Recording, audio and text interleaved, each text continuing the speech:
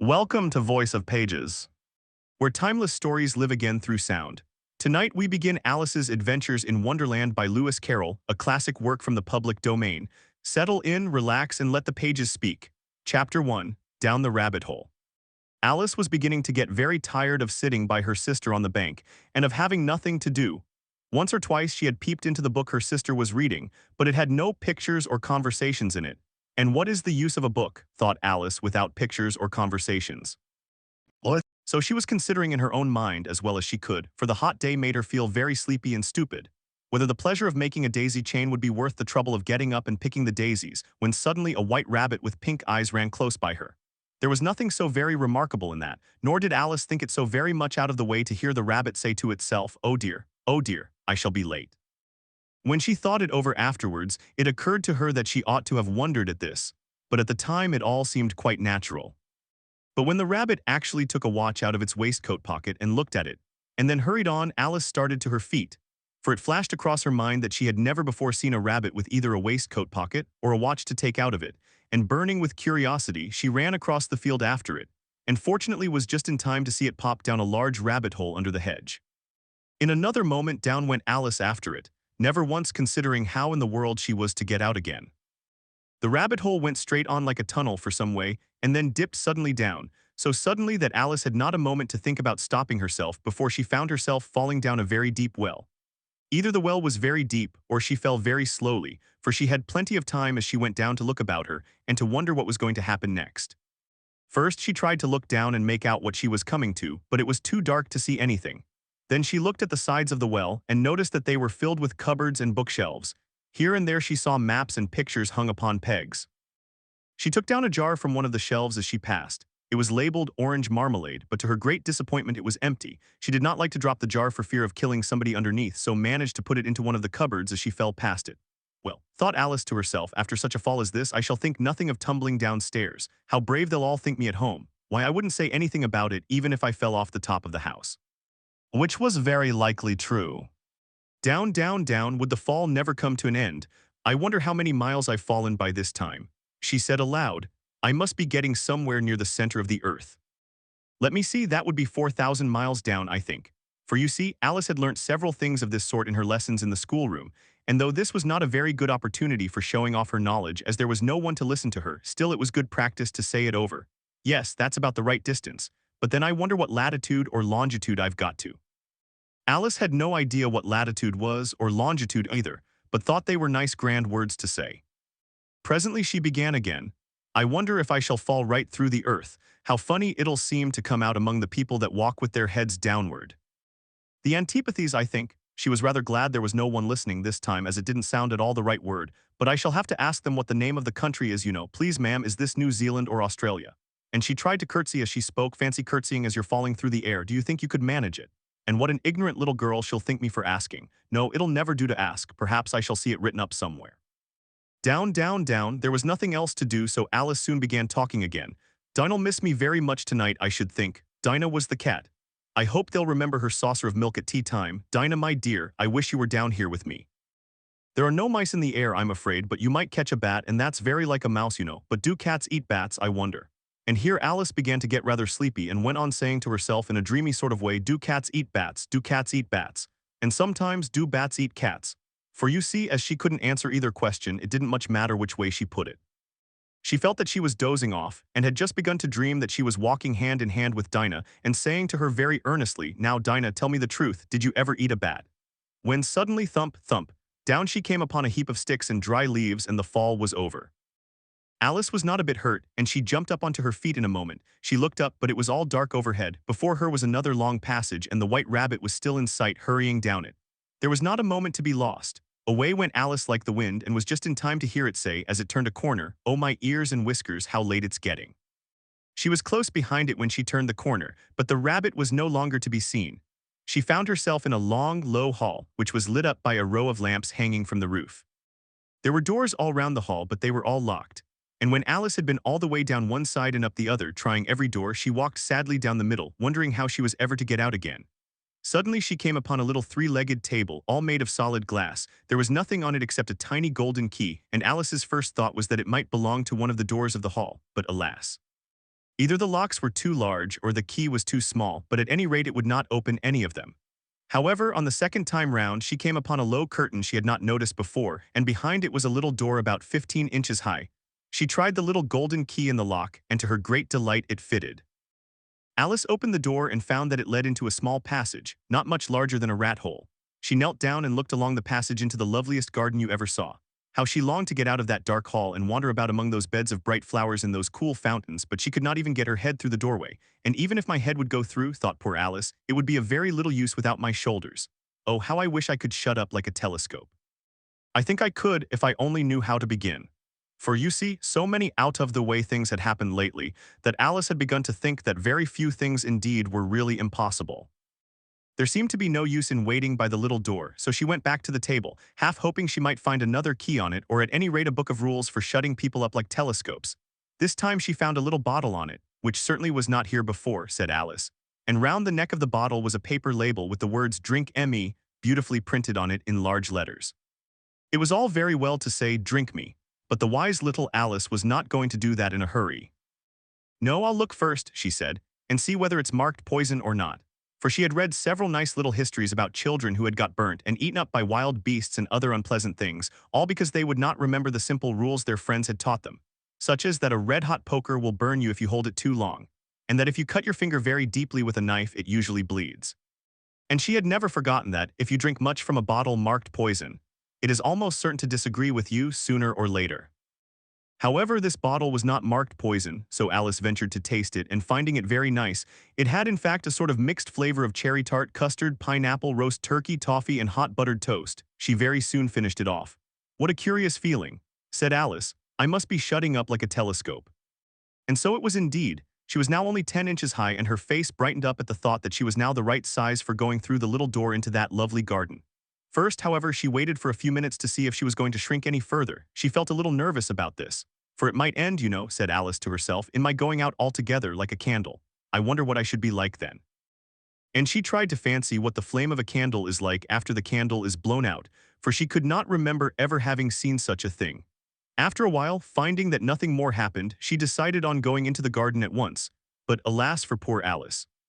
When she got to the door, she found she had forgotten the little golden key, and when she went back to the table for it, she found she could not possibly reach it. She could see it quite plainly through the glass, and she tried her best to climb up one of the legs of the table, but it was too slippery, and when she had tired herself out with trying, the poor little thing sat down and cried. "Come, there's no use in crying like that," said Alice to herself rather sharply. "I advise you to leave off this minute." She generally gave herself very good advice, though she very seldom followed it, and sometimes she scolded herself so severely as to bring tears into her eyes. And once she remembered trying to box her own ears for having cheated herself in a game of croquet she was playing against herself. For this curious child was very fond of pretending to be two people. But it's no use now, thought poor Alice, to pretend to be two people. Why, there's hardly enough of me left to make one respectable person.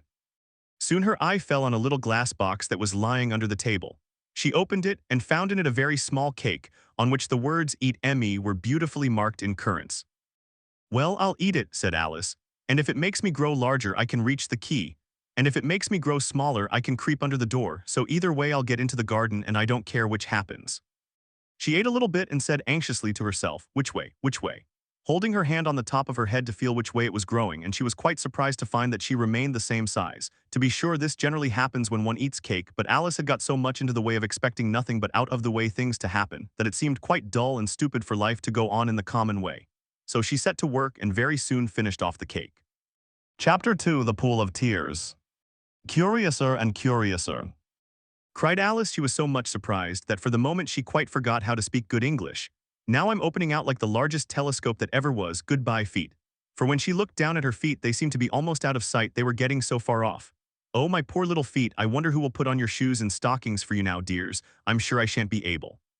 I shall be a great deal too far off to trouble myself about you. You must manage the best way you can, but I must be kind to them," thought Alice, "or perhaps they won't walk the way I want to go. Let me see, I'll give them a new pair of boots every Christmas."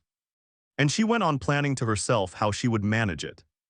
"They must go by the carrier," she thought, "and how funny it'll seem sending presents to one's own feet, and how odd the directions will look. Alice's right foot, Esquire. Hearthrug. Near the fender. With Alice's love, oh dear, what nonsense I'm talking. Just then her head struck against the roof of the hall. In fact, she was now more than 9 feet high, and she at once took up the little golden key and hurried off to the garden door. Poor Alice. It was as much as she could do, lying down on one side to look through into the garden with one eye, but to get through was more hopeless than ever. She sat down and began to cry. "You ought to be ashamed of yourself," said Alice. "A great girl like you," she might well say this, "to go on crying in this way. Stop this moment, I tell you." But she went on all the same, shedding gallons of tears until there was a large pool all round her, about 4 inches deep and reaching half down the hall. After a time she heard a little pattering of feet in the distance, and she hastily dried her eyes to see what was coming.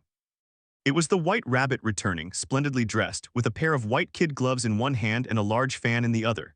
He came trotting along in a great hurry, muttering to himself as he came, "Oh, the Duchess, the Duchess! Oh, won't she be savage if I've kept her waiting?" Alice felt so desperate that she was ready to ask help of anyone, so when the rabbit came near her she began in a low, timid voice, "If you please, sir." The rabbit started violently, dropped the white kid gloves and the fan, and scurried away into the darkness as hard as he could go. Alice took up the fan and gloves, and as the hall was very hot she kept fanning herself all the time she went on talking. "Dear, dear, how queer everything is today. And yesterday things went on just as usual. I wonder if I've been changed in the night. Let me think, was I the same when I got up this morning? I almost think I can remember feeling a little different. But if I'm not the same, the next question is, who in the world am I? Ah, that's the great puzzle." And she began thinking over all the children she knew that were of the same age as herself to see if she could have been changed for any of them. "I'm sure I'm not Ada," she said, "for her hair goes in such long ringlets and mine doesn't go in ringlets at all, and I'm sure I can't be Mabel, for I know all sorts of things and she knows such a very little. Besides, she's she and I'm I, and oh dear, how puzzling it all is. I'll try if I know all the things I used to know. Let me see, 4 times 5 is 12, and 4 times 6 is 13, and 4 times 7 is, oh dear. I shall never get to 20 at that rate. However, the multiplication table doesn't signify. Let's try geography. London is the capital of Paris, and Paris is the capital of Rome, and Rome, no, that's all wrong, I'm certain. I must have been changed for Mabel. I'll try and say, how doth the little?" And she crossed her hands on her lap as if she were saying lessons and began to repeat it, but her voice sounded hoarse and strange, and the words did not come the same as they used to do. "How does the little crocodile improve his shining tail, and pour the waters of the Niles? On every golden scale, how cheerfully he seems to grin. How neatly spread his claws, and welcome little fishes in, with gently smiling jaws." "What?" "I'm sure those are not the right words," said poor Alice, and her eyes filled with tears again as she went on. "I must be Mabel after all, and I shall have to go and live in that poky little house and have next to no toys to play with and oh, ever so many lessons to learn. No, I've made up my mind about it. If I'm Mabel, I'll stay down here. It'll be no use their putting their heads down and saying, 'Come up again, dear.' I shall only look up and say, 'Who am I then?' Tell me that first, and then if I like being that person, I'll come up. If not, I'll stay down here till I'm somebody else. But oh dear," cried Alice with a sudden burst of tears, "I do wish they would put their heads down. I am so very tired of being all alone here." "What?" As she said this, she looked down at her hands and was surprised to see that she had put on one of the rabbit's little white kid gloves while she was talking. "How can I have done that?" she thought. "I must be growing small again." She got up and went to the table to measure herself by it, and found that, as nearly as she could guess, she was now about 2 feet high and was going on shrinking rapidly. She soon found out that the cause of this was the fan she was holding, and she dropped it hastily just in time to avoid shrinking away altogether. "That was a narrow escape," said Alice, a good deal frightened at the sudden change, but very glad to find herself still in existence. "And now for the garden." And she ran with all speed back to the little door, but alas! The little door was shut again, and the little golden key was lying on the glass table as before. "And things are worse than ever," thought the poor child, "for I never was so small as this before, never. And I declare it's too bad that it is." As she said these words her foot slipped, and in another moment, splash, she was up to her chin in salt water. Her first idea was that she had somehow fallen into the sea, and in that case I can go back by railway, she said to herself. Alice had been to the seaside once in her life, and had come to the general conclusion that wherever you go to on the English coast you find a number of bathing machines in the sea, some children digging in the sand with wooden spades, then a row of lodging houses, and behind them a railway station. However, she soon made out that she was in the pool of tears which she had wept when she was 9 feet high. "I wish I hadn't cried so much," said Alice as she swam about trying to find her way out. "I shall be punished for it now, I suppose, by being drowned in my own tears. That will be a queer thing, to be sure. However, everything is queer today." Just then she heard something splashing about in the pool a little way off, and she swam nearer to make out what it was.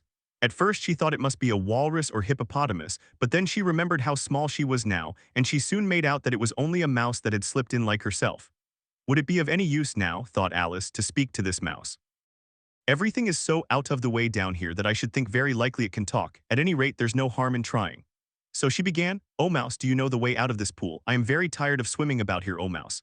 Alice thought this must be the right way of speaking to a mouse. She had never done such a thing before, but she remembered having seen in her brother's Latin grammar, a mouse of a mouse to a mouse, oh mouse.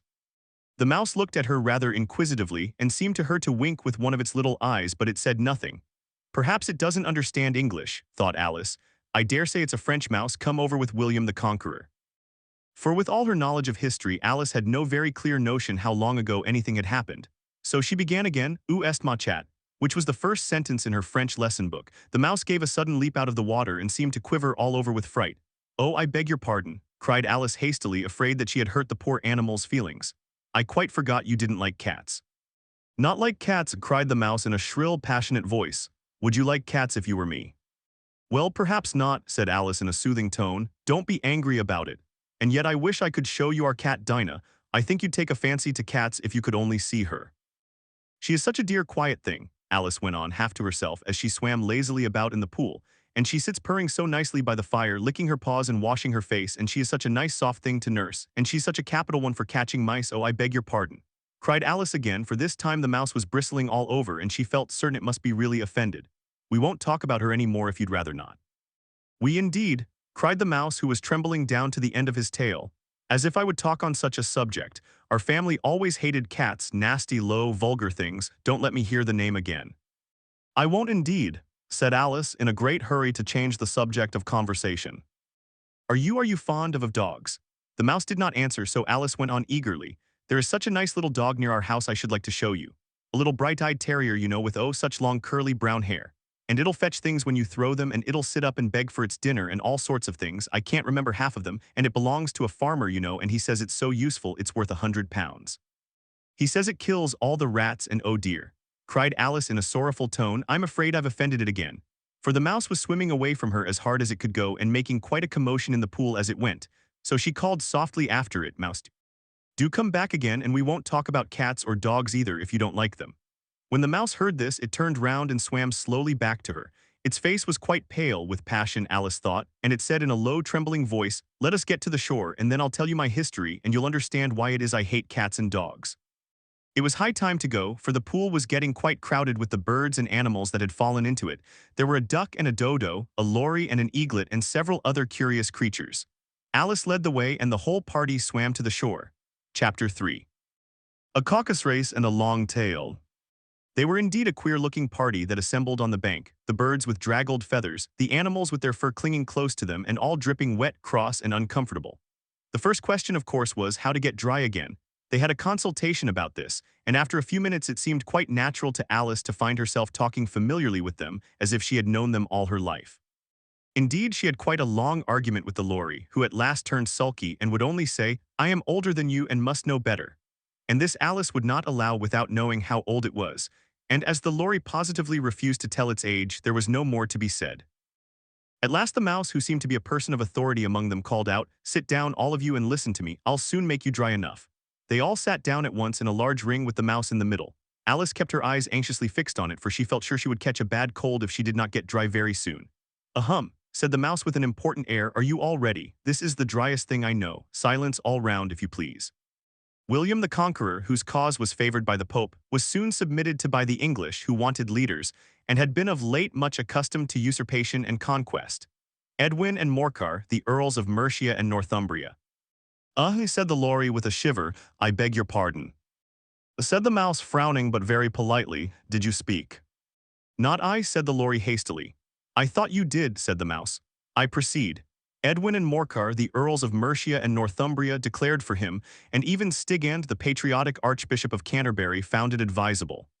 "Found what?" said the duck. "Found it," the mouse replied rather crossly. "Of course you know what it means." "I know what it means well enough when I find a thing," said the duck. "It's generally a frog or a worm. The question is, what did the Archbishop find?" The mouse did not notice this question, but hurriedly went on, "Found it advisable to go with Edgar Atheling to meet William and offer him the crown. William's conduct at first was moderate. But the insolence of his Normans, how are you getting on now, my dear?"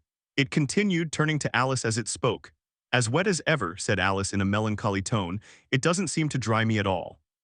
In that case, said the dodo solemnly, rising to its feet, I move that the meeting adjourn for the immediate adoption of more energetic remedies. Speak English, said the eaglet. I don't know the meaning of half those long words, and what's more, I don't believe you do either. And the eaglet bent down its head to hide a smile. Some of the other birds tittered audibly. What I was going to say, said the dodo in an offended tone, was that the best thing to get us dry would be a caucus race. What is a caucus race? Said Alice, not that she wanted much to know, but the dodo had paused as if it thought that somebody ought to speak, and no one else seemed inclined to say anything. Why, said the dodo, the best way to explain it is to do it. And as you might like to try the thing yourself some winter day, I will tell you how the dodo managed it. First it marked out a race course in a sort of circle. The exact shape doesn't matter, it said. And then all the party were placed along the course here and there. There was no 1, 2, 3 and away, but they began running when they liked and left off when they liked, so that it was not easy to know when the race was over. However, when they had been running half an hour or so and were quite dry again, the dodo suddenly called out, the race is over. And they all crowded round it, panting and asking, but who has won? This question the dodo could not answer without a great deal of thought, and it sat for a long time with one finger pressed upon its forehead, the position in which you usually see Shakespeare in the pictures of him, while the rest waited in silence. At last the dodo said, everybody has won and all must have prizes. But who is to give the prizes? Quite a chorus of voices asked. Why, she of course, said the dodo, pointing to Alice with one finger, and the whole party at once crowded round her, calling out in a confused way, prizes, prizes. What? Alice had no idea what to do, and in despair she put her hand in her pocket and pulled out a box of comfits. Luckily the salt water had not got into it, and handed them round as prizes. There was exactly one apiece all round. But she must have a prize herself, you know, said the mouse. Of course, the dodo replied very gravely. What else have you got in your pocket? He went on, turning to Alice. Only a thimble, said Alice sadly. Hand it over here, said the dodo. Then they all crowded round her once more, while the dodo solemnly presented the thimble, saying, we beg your acceptance of this elegant thimble. And when it had finished this short speech, they all cheered. Alice thought the whole thing very absurd, but they all looked so grave that she did not dare to laugh. And as she could not think of anything to say, she simply bowed and took the thimble, looking as solemn as she could. The next thing was to eat the comfits. This caused some noise and confusion, as the large birds complained that they could not taste theirs, and the small ones choked and had to be patted on the back. However, it was over at last, and they sat down again in a ring and begged the mouse to tell them something more. You promised to tell me your history, you know, said Alice, and why it is you hate C&D, she added in a whisper, half afraid that it would be offended again. Mine is a long and a sad tale, said the mouse, turning to Alice and sighing. It is a long tale, certainly, said Alice, looking down with wonder at the mouse's tail, but why do you call it sad? And she kept on puzzling about it while the mouse was speaking, so that her idea of the tale was something like this. Fury said to a mouse that he met in the house, let us both go to law. I wills prosecute. You come.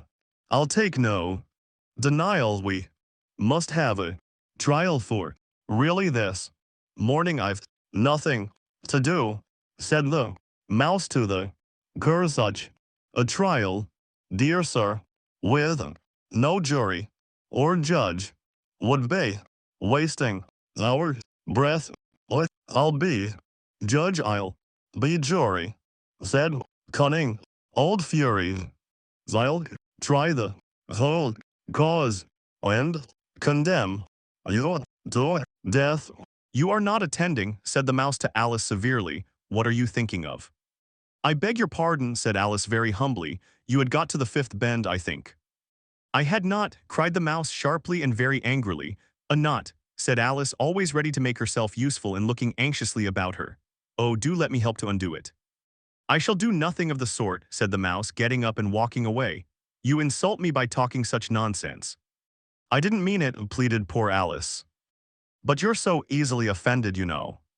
The mouse only growled in reply. Please come back and finish your story. Alice called after it, and the others all joined in chorus, yes, please do. But the mouse only shook its head impatiently and walked a little quicker. What a pity it wouldn't stay, sighed the lory as soon as it was quite out of sight, and an old crab took the opportunity of saying to her daughter, Ah, my dear, let this be a lesson to you never to lose your temper. Hold your tongue, ma, said the young crab a little snappishly. You're enough to try the patience of an oyster. I wish I had our Dinah here, I know I do, said Alice aloud, addressing nobody in particular. She'd soon fetch it back. And who is Dinah, if I might venture to ask the question? said the lorry. Alice replied eagerly, for she was always ready to talk about her pet. Dinah's our cat, and she's such a capital one for catching mice you can't think. And oh, I wish you could see her after the birds. Why, she'll eat a little bird as soon as look at it. This speech caused a remarkable sensation among the party. Some of the birds hurried off at once. One old magpie began wrapping itself up very carefully, remarking, "I really must be getting home, the night air doesn't suit my throat." And a canary called out in a trembling voice to its children, "Come away, my dears, it's high time you were all in bed." On various pretexts they all moved off and Alice was soon left alone. "I wish I hadn't mentioned Dinah," she said to herself in a melancholy tone. "Nobody seems to like her down here, and I'm sure she's the best cat in the world. Oh, my dear Dinah, I wonder if I shall ever see you any more." And here poor Alice began to cry again, for she felt very lonely and low-spirited. In a little while, however, she again heard a little pattering of footsteps in the distance, and she looked up eagerly, half hoping that the mouse had changed his mind and was coming back to finish his story. Chapter 4. The Rabbit Sends in a Little Bill. It was the white rabbit, trotting slowly back again and looking anxiously about as it went, as if it had lost something, and she heard it muttering to itself, "The Duchess. The Duchess? Oh, my dear paws, oh, my fur and whiskers. She'll get me executed as sure as ferrets are ferrets. Where can I have dropped them, I wonder?" Alice guessed in a moment that it was looking for the fan and the pair of white kid gloves, and she very good-naturedly began hunting about for them, but they were nowhere to be seen. Everything seemed to have changed since her swim in the pool, and the great hall with the glass table and the little door had vanished completely. Very soon the rabbit noticed Alice as she went hunting about and called out to her in an angry tone, "Why, Mary Ann, what are you doing out here? Run home this moment and fetch me a pair of gloves and a fan. Quick now." And Alice was so much frightened that she ran off at once in the direction it pointed to, without trying to explain the mistake it had made. "He took me for his housemaid," she said to herself as she ran. "How surprised he'll be when he finds out who I am, but I'd better take him his fan and gloves, that is, if I can find them." As she said this, she came upon a neat little house, on the door of which was a bright brass plate with the name W. Rabbit engraved upon it. She went in without knocking and hurried upstairs in great fear lest she should meet the real Mary Ann and be turned out of the house before she had found the fan and gloves. "How queer it seems," Alice said to herself, "to be going messages for a rabbit. I suppose Dinah'll be sending me on messages next." And she began fancying the sort of thing that would happen. "Miss Alice, come here directly and get ready for your walk." "Coming in a minute, nurse." "But I've got to see that the mouse doesn't get out." "Only I don't think," Alice went on, "that they'd let Dinah stop in the house if it began ordering people about like that." By this time she had found her way into a tidy little room with a table in the window, and on it, as she had hoped, a fan and 2 or 3 pairs of tiny white kid gloves. She took up the fan and a pair of the gloves and was just going to leave the room when her eye fell upon a little bottle that stood near the looking-glass. There was no label this time with the words "Drink ME," but nevertheless she uncorked it and put it to her lips. "I know something interesting is sure to happen," she said to herself, "whenever I eat or drink anything, so I'll just see what this bottle does. I do hope it'll make me grow large again, for really I'm quite tired of being such a tiny little thing." It did so indeed, and much sooner than she had expected. Before she had drunk half the bottle, she found her head pressing against the ceiling and had to stoop to save her neck from being broken. She hastily put down the bottle, saying to herself, "That's quite enough. I hope I shan't grow any more. As it is, I can't get out at the door. I do wish I hadn't drunk quite so much." Alas, it was too late to wish that. She went on growing and very soon had to kneel down on the floor. In another minute there was not even room for this, and she tried the effect of lying down with one elbow against the door and the other arm curled round her head. Still she went on growing, and as a last resource she put one arm out of the window and one foot up the chimney and said to herself, "Now I can do no more whatever happens. What will become of me?" Luckily for Alice, the little magic bottle had now had its full effect, and she grew no larger. Still it was very uncomfortable, and as there seemed to be no sort of chance of her ever getting out of the room again, no wonder she felt unhappy. It was much pleasanter at home, thought poor Alice, when one wasn't always growing larger and smaller and being ordered about by mice and rabbits. "I almost wish I hadn't gone down that rabbit hole, and yet, it's rather curious, this sort of life. I do wonder what can have happened to me. When I used to read fairy tales, I fancied that kind of thing never happened, and now here I am in the middle of one. There ought to be a book written about me, that there ought. And when I grow up, I'll write one, but I'm grown up now," she added in a sorrowful tone. "At least there's no room to grow up any more here. But then," thought Alice, "shall I never get any older than I am now? That'll be a comfort, one way never to be an old woman, but then always to have lessons to learn. Oh, I shouldn't like that." "Oh, you foolish Alice," she answered herself. "How can you learn lessons in here? Why, there's hardly room for you and no room at all for any lesson books." And so she went on, taking first one side and then the other and making quite a conversation of it altogether, but after a few minutes she heard a voice outside and stopped to listen. Mary Ann," said the voice, "fetch me my gloves this moment." Then came a little pattering of feet on the stairs. Alice knew it was the rabbit coming to look for her, and she trembled till she shook the house, quite forgetting that she was now about 1,000 times as large as the rabbit and had no reason to be afraid of it. Presently the rabbit came up to the door and tried to open it, but as the door opened inwards and Alice's elbow was pressed hard against it, that attempt proved a failure. Alice heard it say to itself, "Then I'll go round and get in at the window." "That you, woe," thought Alice, and after waiting till she fancied she heard the rabbit just under the window, she suddenly spread out her hand and made a snatch in the air. She did not get hold of anything, but she heard a little shriek and a fall and a crash of broken glass, from which she concluded that it was just possible it had fallen into a cucumber frame or something of the sort. Next came an angry voice, the rabbit's, "Pat, Pat, where are you?" And then a voice she had never heard before, "Sure, then I'm here." "Digging for apples, your honors." "Digging for apples indeed," said the rabbit angrily. "Here, come and help me out of this." Sounds of more broken glass. "Now tell me, Pat, what's that in the window?" "Sure, it's an arm, your honor." He pronounced it a rum. "What? An arm, you goose, who ever saw one that size? Why, it fills the whole window." "Sure it does, your honor, but it's an arm for all that." "Well, it's got no business there at any rate. Go and take it away." There was a long silence after this, and Alice could only hear whispers now and then, such as, "Sure, I don't like it, your honor, at all, at all. Do as I tell you, you coward." And at last she spread out her hand again and made another snatch in the air. This time there were two little shrieks and more sounds of broken glass. What a number of cucumber frames there must be, thought Alice. I wonder what they'll do next. As for pulling me out of the window, I only wish they could. I'm sure I don't want to stay in here any longer. What? She waited for some time without hearing anything more. At last came a rumbling of little cartwheels and the sound of a good many voices all talking together. She made out the words, "Where's the other ladder?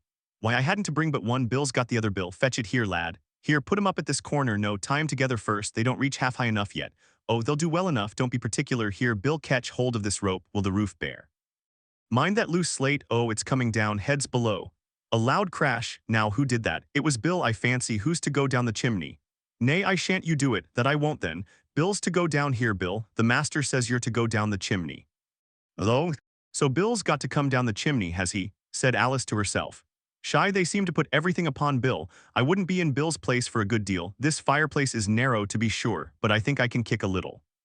She drew her foot as far down the chimney as she could, and waited till she heard a little animal, she couldn't guess of what sort it was, scratching and scrambling about in the chimney close above her.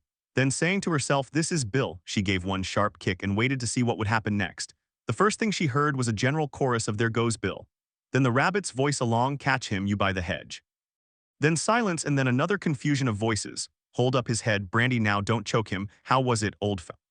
What happened to you? Tell us all about it." Last came a little feeble, squeaking voice. "That's Bill," thought Alice.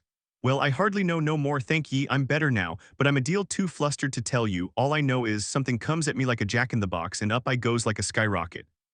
"So you did, old fellow," said the others. "We must burn the house down," said the rabbit's voice, and Alice called out as loud as she could, "If you do, I'll set Dinah at you."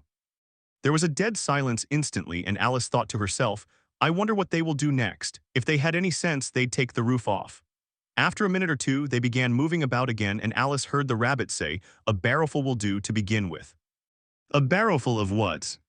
thought Alice, but she had not long to doubt, for the next moment a shower of little pebbles came rattling in at the window, and some of them hit her in the face. "I'll put a stop to this," she said to herself, and shouted out, "You'd better not do that again," which produced another dead silence. Alice noticed with some surprise that the pebbles were all turning into little cakes as they lay on the floor, and a bright idea came into her head. "If I eat one of these cakes," she thought, "it's sure to make some change in my size, and as it can't possibly make me larger, it must make me smaller, I suppose." So she swallowed one of the cakes, and was delighted to find that she began shrinking directly.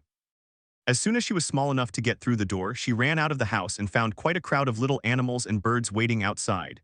The poor little lizard, Bill, was in the middle, being held up by two guinea pigs who were giving it something out of a bottle.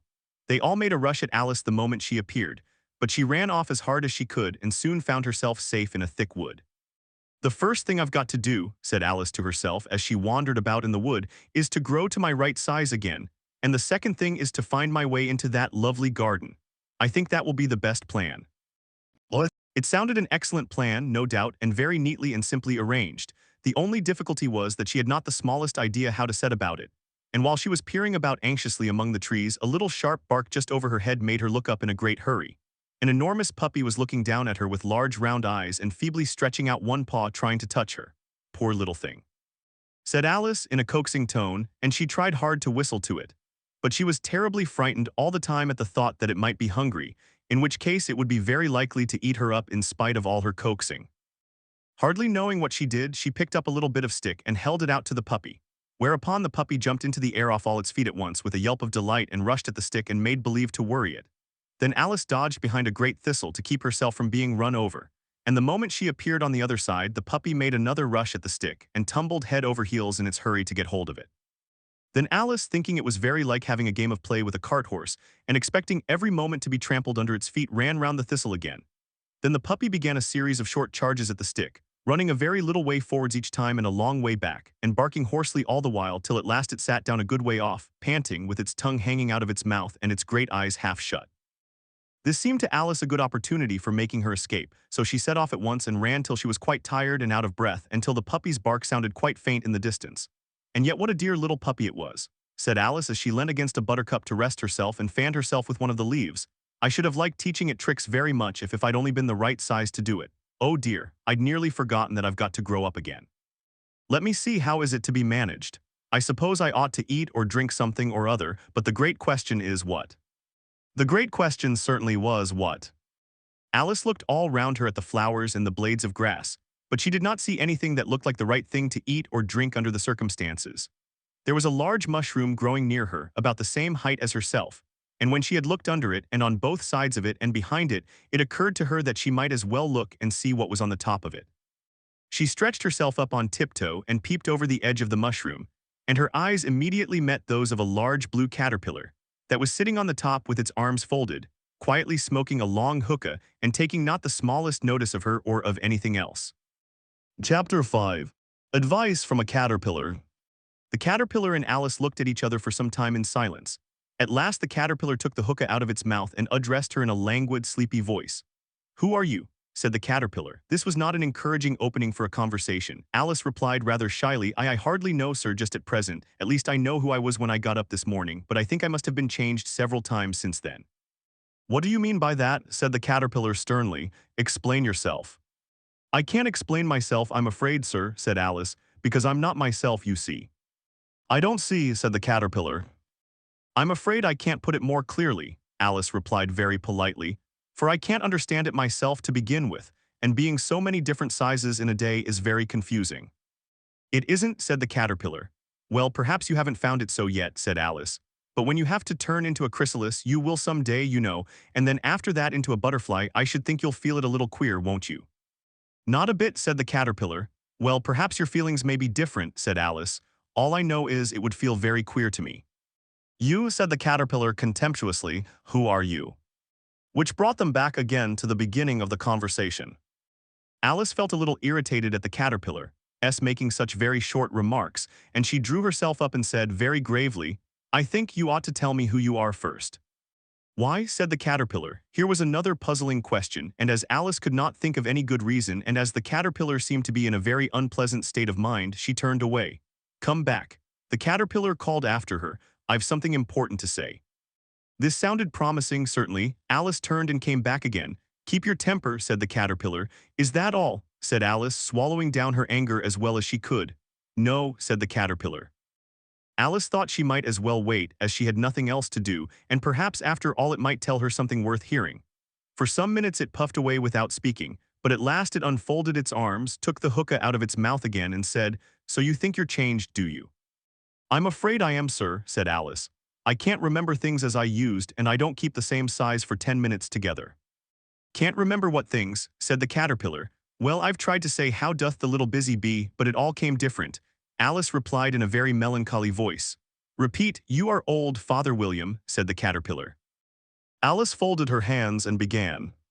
You are old, Father William, the young man said. And your hair has become very white. And yet you incessantly stand on your head. Do you think at your age it is right? In my youth, Father William replied to his son, I feared it might injure the brains. But now that I'm perfectly sure I have none, why I do it again and again. You are old, said the youth, as I mentioned before, and have grown most uncommonly fat. Yet you turned a back somersault in at the door. Pray, what is the reason of that? In my youth, said the sage as he shook his gray locks, I kept all my limbs very supple. By the use of this ointment, 1 shilling the box. Allow me to sell you a couple. What? You are old, said the youth, and your jaws are too weak for anything tougher than suet. Yet you finished the goose with the bones and the beak. Pray, how did you manage to do it? In my youth, said his father, I took to the law and argued each case with my wife. And the muscular strength which it gave to my jaw has lasted the rest of my life. You are old, said the youth, one would hardly suppose that your eye was as steady as ever. Yet you balanced an eel on the end of your nose. What made you so awfully clever? I have answered 3 questions, and that is enough. Said his father, don't give yourself airs. Do you think I can listen all day to such stuff? Be off, or I'll kick you downstairs. What? That is not said right, said the caterpillar. Not quite right, I'm afraid, said Alice timidly. Some of the words have got altered. It is wrong from beginning to end, said the caterpillar decidedly, and there was silence for some minutes. The caterpillar was the first to speak. What size do you want to be? It asked. Oh, I'm not particular as to size, Alice hastily replied. Only one doesn't like changing so often, you know. I don't know, said the caterpillar. Alice said nothing. She had never been so much contradicted in her life before, and she felt that she was losing her temper. Are you content now? Said the caterpillar. Well, I should like to be a little larger, sir, if you wouldn't mind, said Alice. 3 inches is such a wretched height to be. What? It is a very good height indeed, said the caterpillar angrily, rearing itself upright as it spoke. It was exactly 3 inches high, but I'm not used to it, pleaded poor Alice in a piteous tone, and she thought of herself, I wish the creatures wouldn't be so easily offended. You'll get used to it in time, said the caterpillar, and it put the hookah into its mouth and began smoking again. This time Alice waited patiently until it chose to speak again. In a minute or two, the caterpillar took the hookah out of its mouth and yawned once or twice and shook itself. Then it got down off the mushroom and crawled away in the grass, merely remarking as it went, one side will make you grow taller and the other side will make you grow shorter.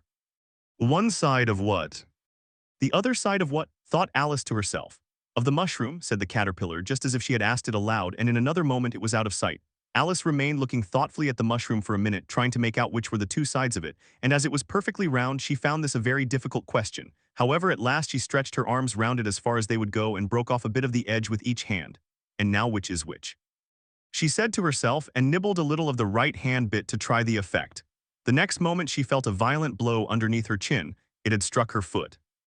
She was a good deal frightened by this very sudden change, but she felt that there was no time to be lost as she was shrinking rapidly, so she set to work at once to eat some of the other bit.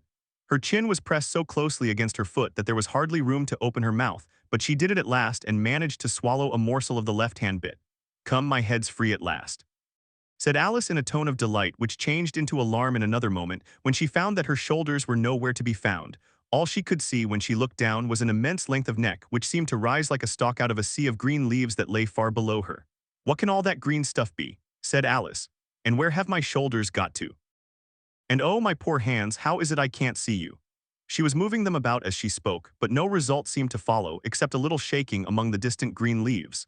As there seemed to be no chance of getting her hands up to her head, she tried to get her head down to them, and was delighted to find that her neck would bend about easily in any direction, like a serpent. She had just succeeded in curving it down into a graceful zigzag, and was going to dive in among the leaves, which she found to be nothing but the tops of the trees under which she had been wandering, when a sharp hiss made her draw back in a hurry. A large pigeon had flown into her face and was beating her violently with its wings. Serpent, screamed the pigeon. I'm not a serpent, said Alice indignantly. Let me alone. Serpent, I say again, repeated the pigeon, but in a more subdued tone, and added with a kind of sob, I've tried every way and nothing seems to suit them. I haven't the least idea what you're talking about, said Alice. I've tried the roots of trees, and I've tried banks, and I've tried hedges, the pigeon went on without attending to her, but those serpents, there's no pleasing them. Alice was more and more puzzled, but she thought there was no use in saying anything more till the pigeon had finished. As if it wasn't trouble enough hatching the eggs, said the pigeon, but I must be on the lookout for serpents night and day. Why, I haven't had a wink of sleep these 3 weeks. What? I'm very sorry you've been annoyed, said Alice, who was beginning to see its meaning. And just as I'd taken the highest tree in the wood, continued the pigeon, raising its voice to a shriek, and just as I was thinking I should be free of them at last, they must needs come wriggling down from the sky. A serpent. But I'm not a serpent, I tell you, said Alice. I'm a. Well, what are you, said the pigeon. I can see you're trying to invent something. I'm a little girl, said Alice rather doubtfully, as she remembered the number of changes she had gone through that day. A likely story indeed, said the pigeon in a tone of the deepest contempt. "I've seen a good many little girls in my time, but never one with such a neck as that. No, no. You're a serpent, and there's no use denying it. I suppose you'll be telling me next that you never tasted an egg." "I have tasted eggs, certainly," said Alice, who was a very truthful child. "But little girls eat eggs quite as much as serpents do, you know." "I don't believe it," said the pigeon. "But if they do, why then they're a kind of serpent, that's all I can say." This was such a new idea to Alice that she was quite silent for a minute or two, which gave the pigeon the opportunity of adding, "You're looking for eggs, I know that well enough. And what does it matter to me whether you're a little girl or a serpent?" "It matters a good deal to me," said Alice hastily. "But I'm not looking for eggs as it happens, and if I was I shouldn't want yours, I don't like them raw." "What?" "Well, be off then," said the pigeon in a sulky tone as it settled down again into its nest. Alice crouched down among the trees as well as she could, for her neck kept getting entangled among the branches, and every now and then she had to stop and untwist it. After a while she remembered that she still held the pieces of mushroom in her hands, and she set to work very carefully, nibbling first at one and then at the other, and growing sometimes taller and sometimes shorter until she had succeeded in bringing herself down to her usual height. It was so long since she had been anything near the right size that it felt quite strange at first, but she got used to it in a few minutes and began talking to herself as usual. "Come, there's half my plan done now. How puzzling all these changes are. I'm never sure what I'm going to be from one minute to another. However, I've got back to my right size. The next thing is to get into that beautiful garden. How is that to be done, I wonder?" As she said this, she came suddenly upon an open place with a little house in it about 4 feet high. "Whoever lives there," thought Alice, "it'll never do to come upon them this size. Why, I should frighten them out of their wits." So she began nibbling at the right-hand bit again, and did not venture to go near the house till she had brought herself down to 9 inches high. Chapter 6. Pig and Pepper.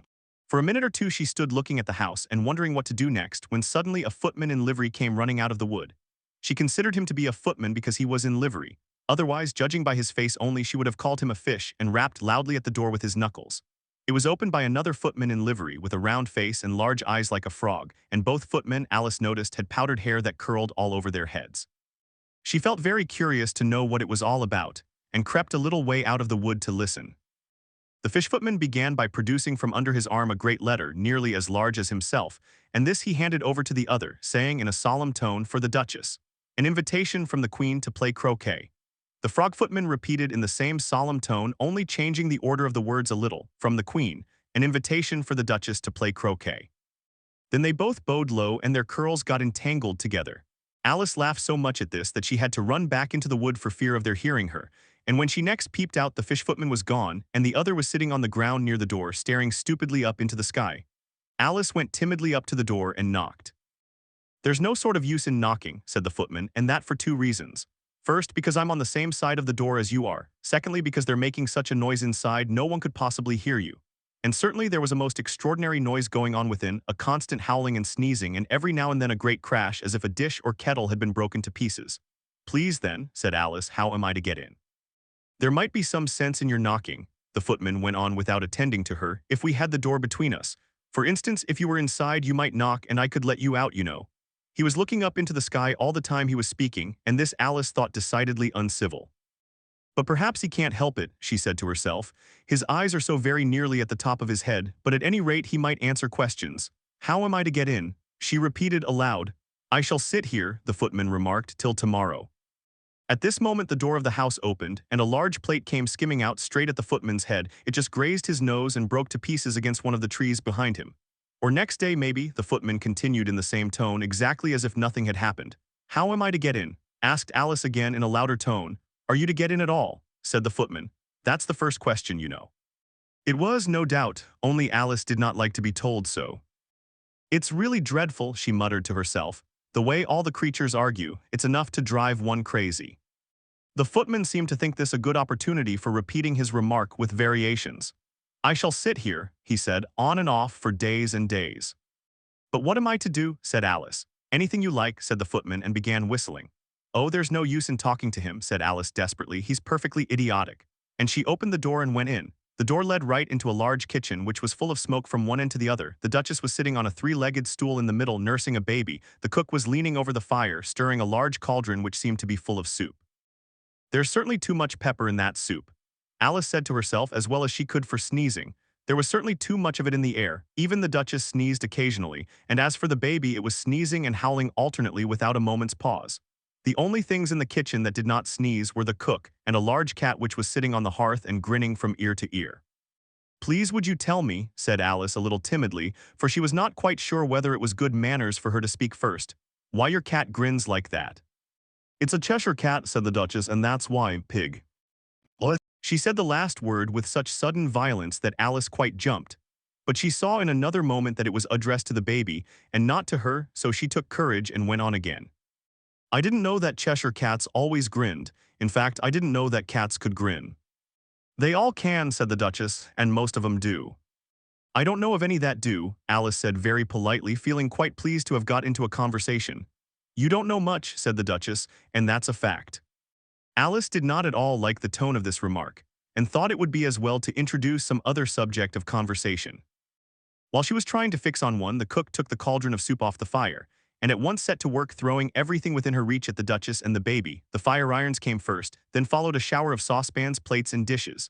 The Duchess took no notice of them even when they hit her, and the baby was howling so much already that it was quite impossible to say whether the blows hurt it or not.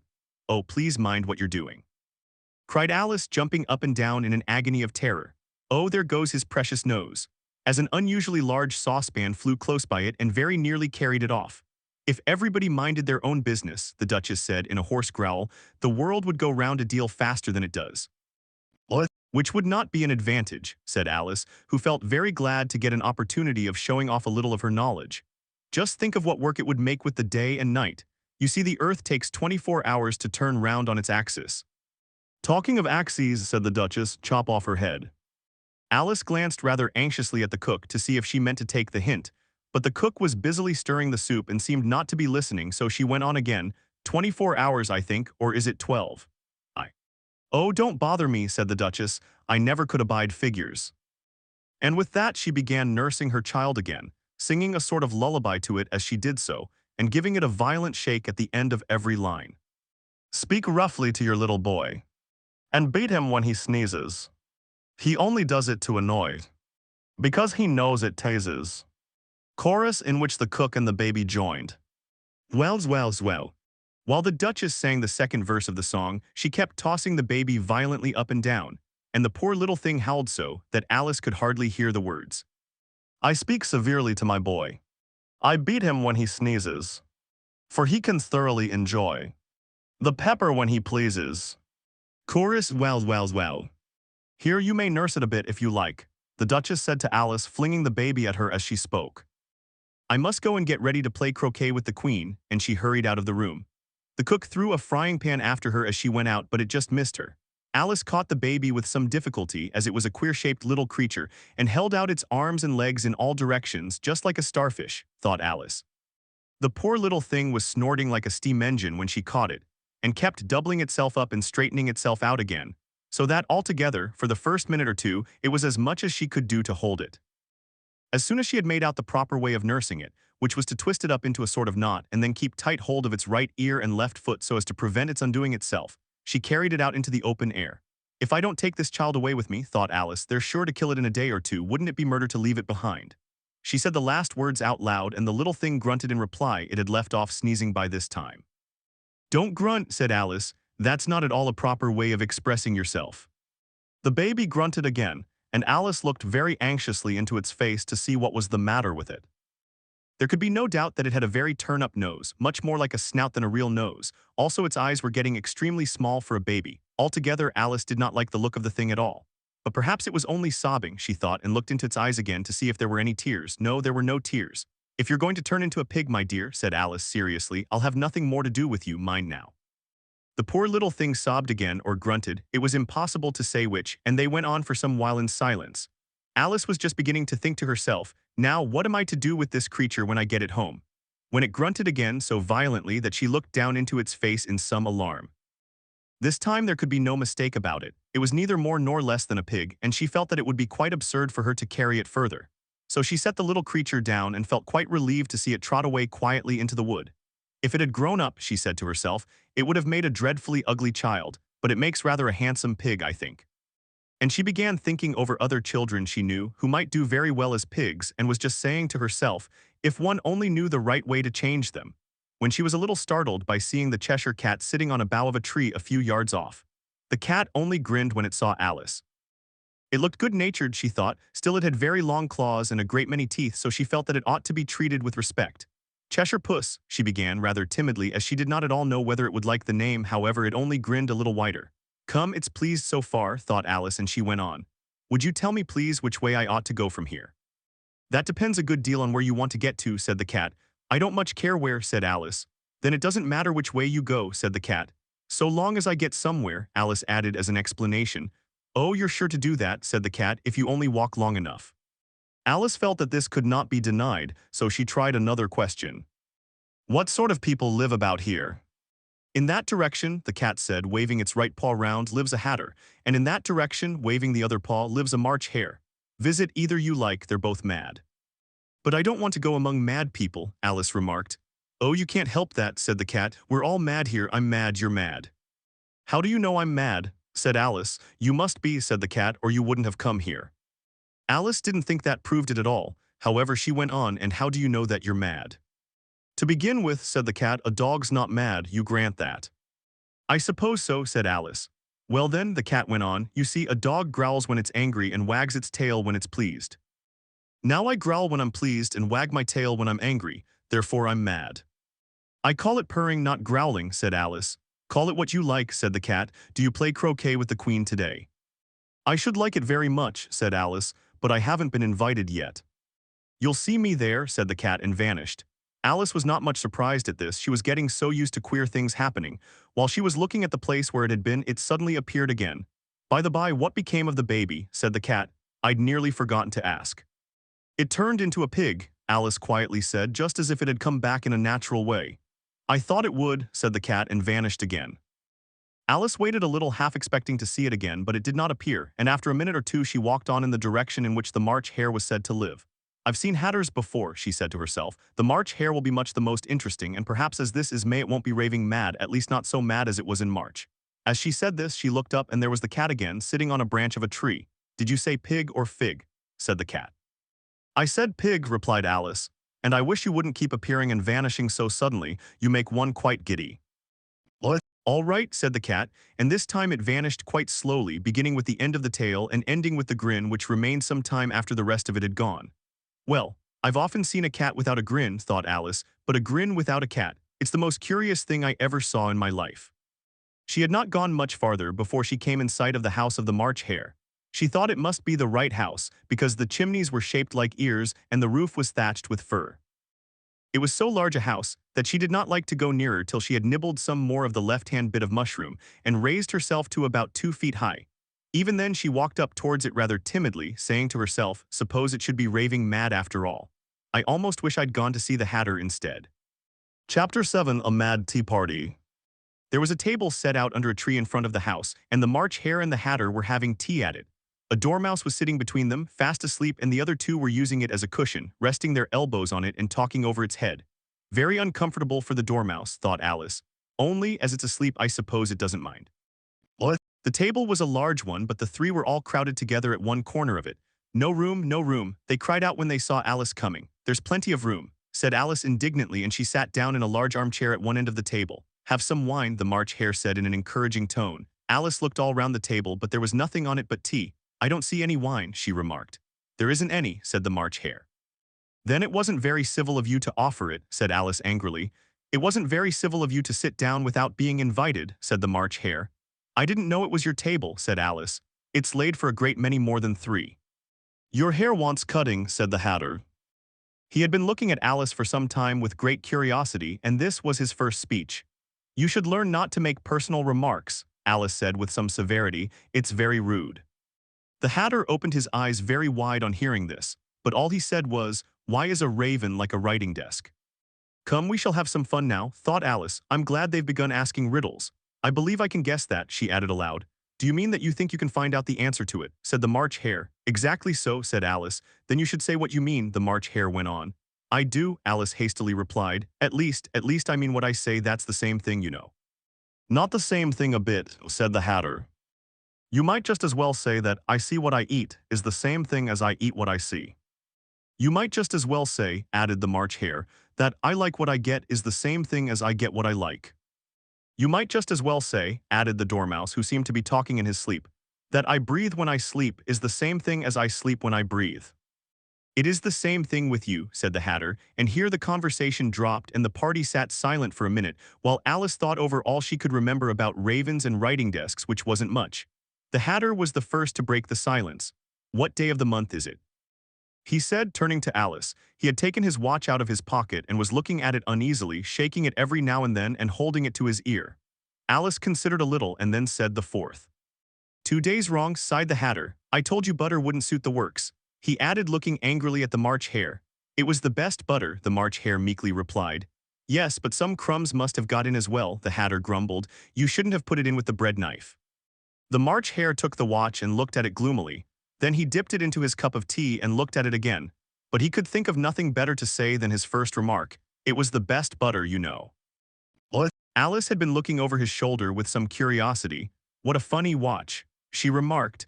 It tells the day of the month and doesn't tell what o'clock it is. Why should it, muttered the Hatter. Does your watch tell you what year it is? Of course not, Alice replied very readily. But that's because it stays the same year for such a long time together. Which is just the case with mine, said the Hatter. Alice felt dreadfully puzzled. The Hatter's remark seemed to have no sort of meaning in it, and yet it was certainly English. I don't quite understand you, she said as politely as she could. The Dormouse is asleep again, said the Hatter, and he poured a little hot tea upon its nose. The Dormouse shook its head impatiently and said, without opening its eyes, of course, just what I was going to remark myself. Have you guessed the riddle yet? The Hatter said, turning to Alice again. No, I give it up, Alice replied. What's the answer? I haven't the slightest idea, said the Hatter. Nor I, said the March Hare. Alice sighed wearily. I think you might do something better with the time, she said, than waste it in asking riddles that have no answers. If you knew time as well as I do, said the Hatter, you wouldn't talk about wasting it. It's him. I don't know what you mean, said Alice. Of course you don't, the Hatter said, tossing his head contemptuously. I dare say you never even spoke to time. What? Perhaps not, Alice cautiously replied, but I know I have to beat time when I learn music. Ah, that accounts for it, said the Hatter. He won't stand beating. Now if you only kept on good terms with him, he'd do almost anything you liked with the clock. For instance, suppose it were 9 o'clock in the morning, just time to begin lessons. You'd only have to whisper a hint to time and round goes the clock in a twinkling. 1:30, time for dinner. I only wish it was, the March Hare said to itself in a whisper. That would be grand, certainly, said Alice thoughtfully, but then I shouldn't be hungry for it, you know. Not at first, perhaps, said the Hatter, but you could keep it to 1:30 as long as you liked. Is that the way you manage? Alice asked. The Hatter shook his head mournfully. Not I, he replied. We quarreled last March just before he went mad, you know, pointing with his teaspoon at the March Hare. It was at the great concert given by the Queen of Hearts and I had to sing. Twinkle, twinkle, little bat, how I wonder what you're at.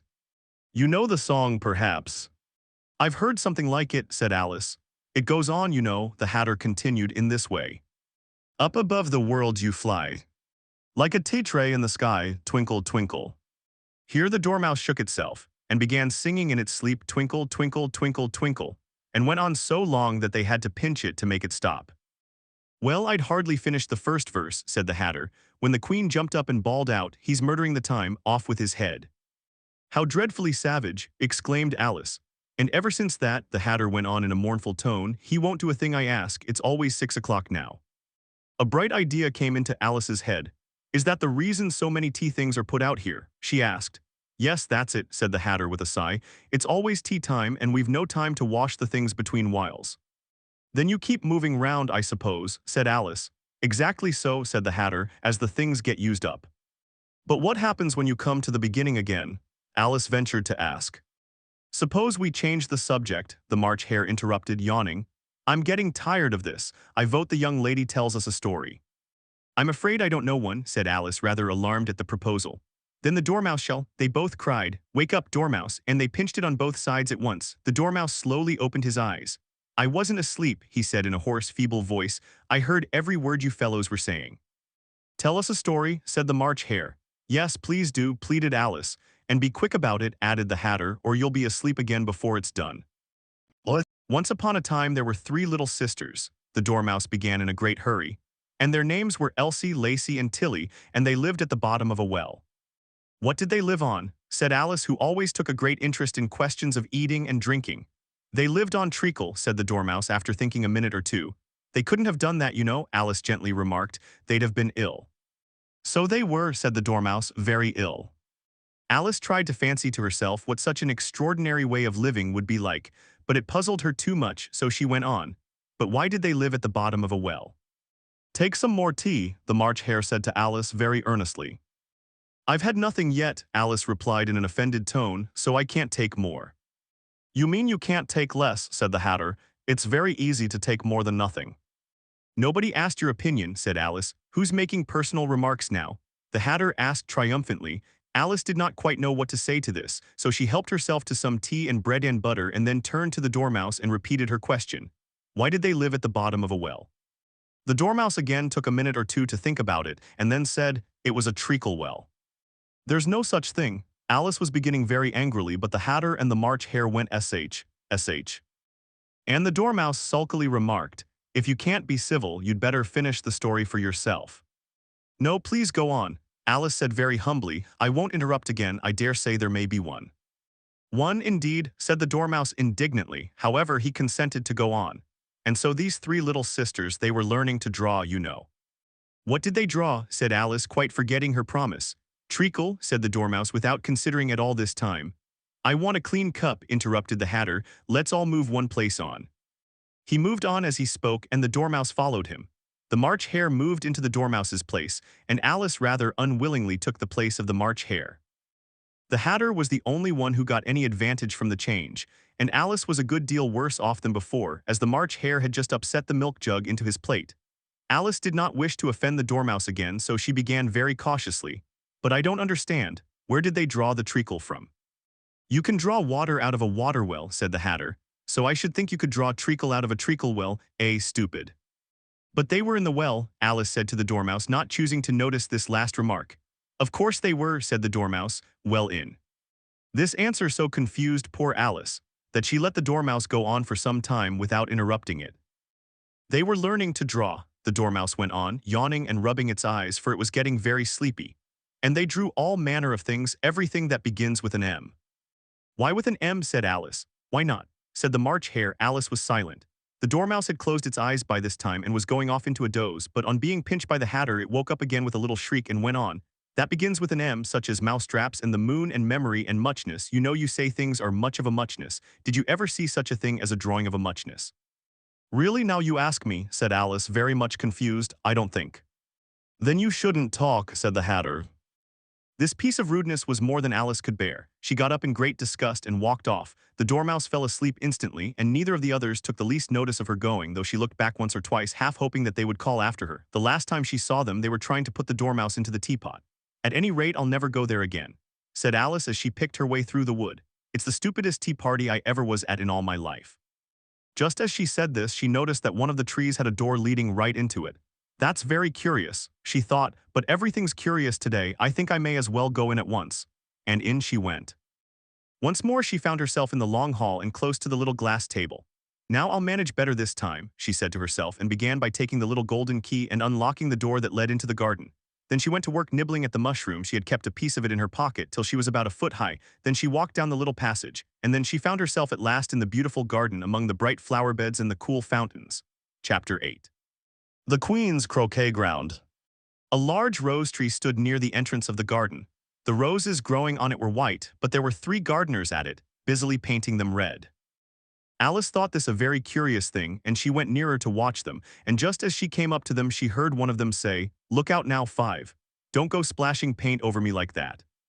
"I couldn't help it," said 5 in a sulky tone. 7 jogged my elbow. On which 7 looked up and said, "That's right, 5. Always lay the blame on others."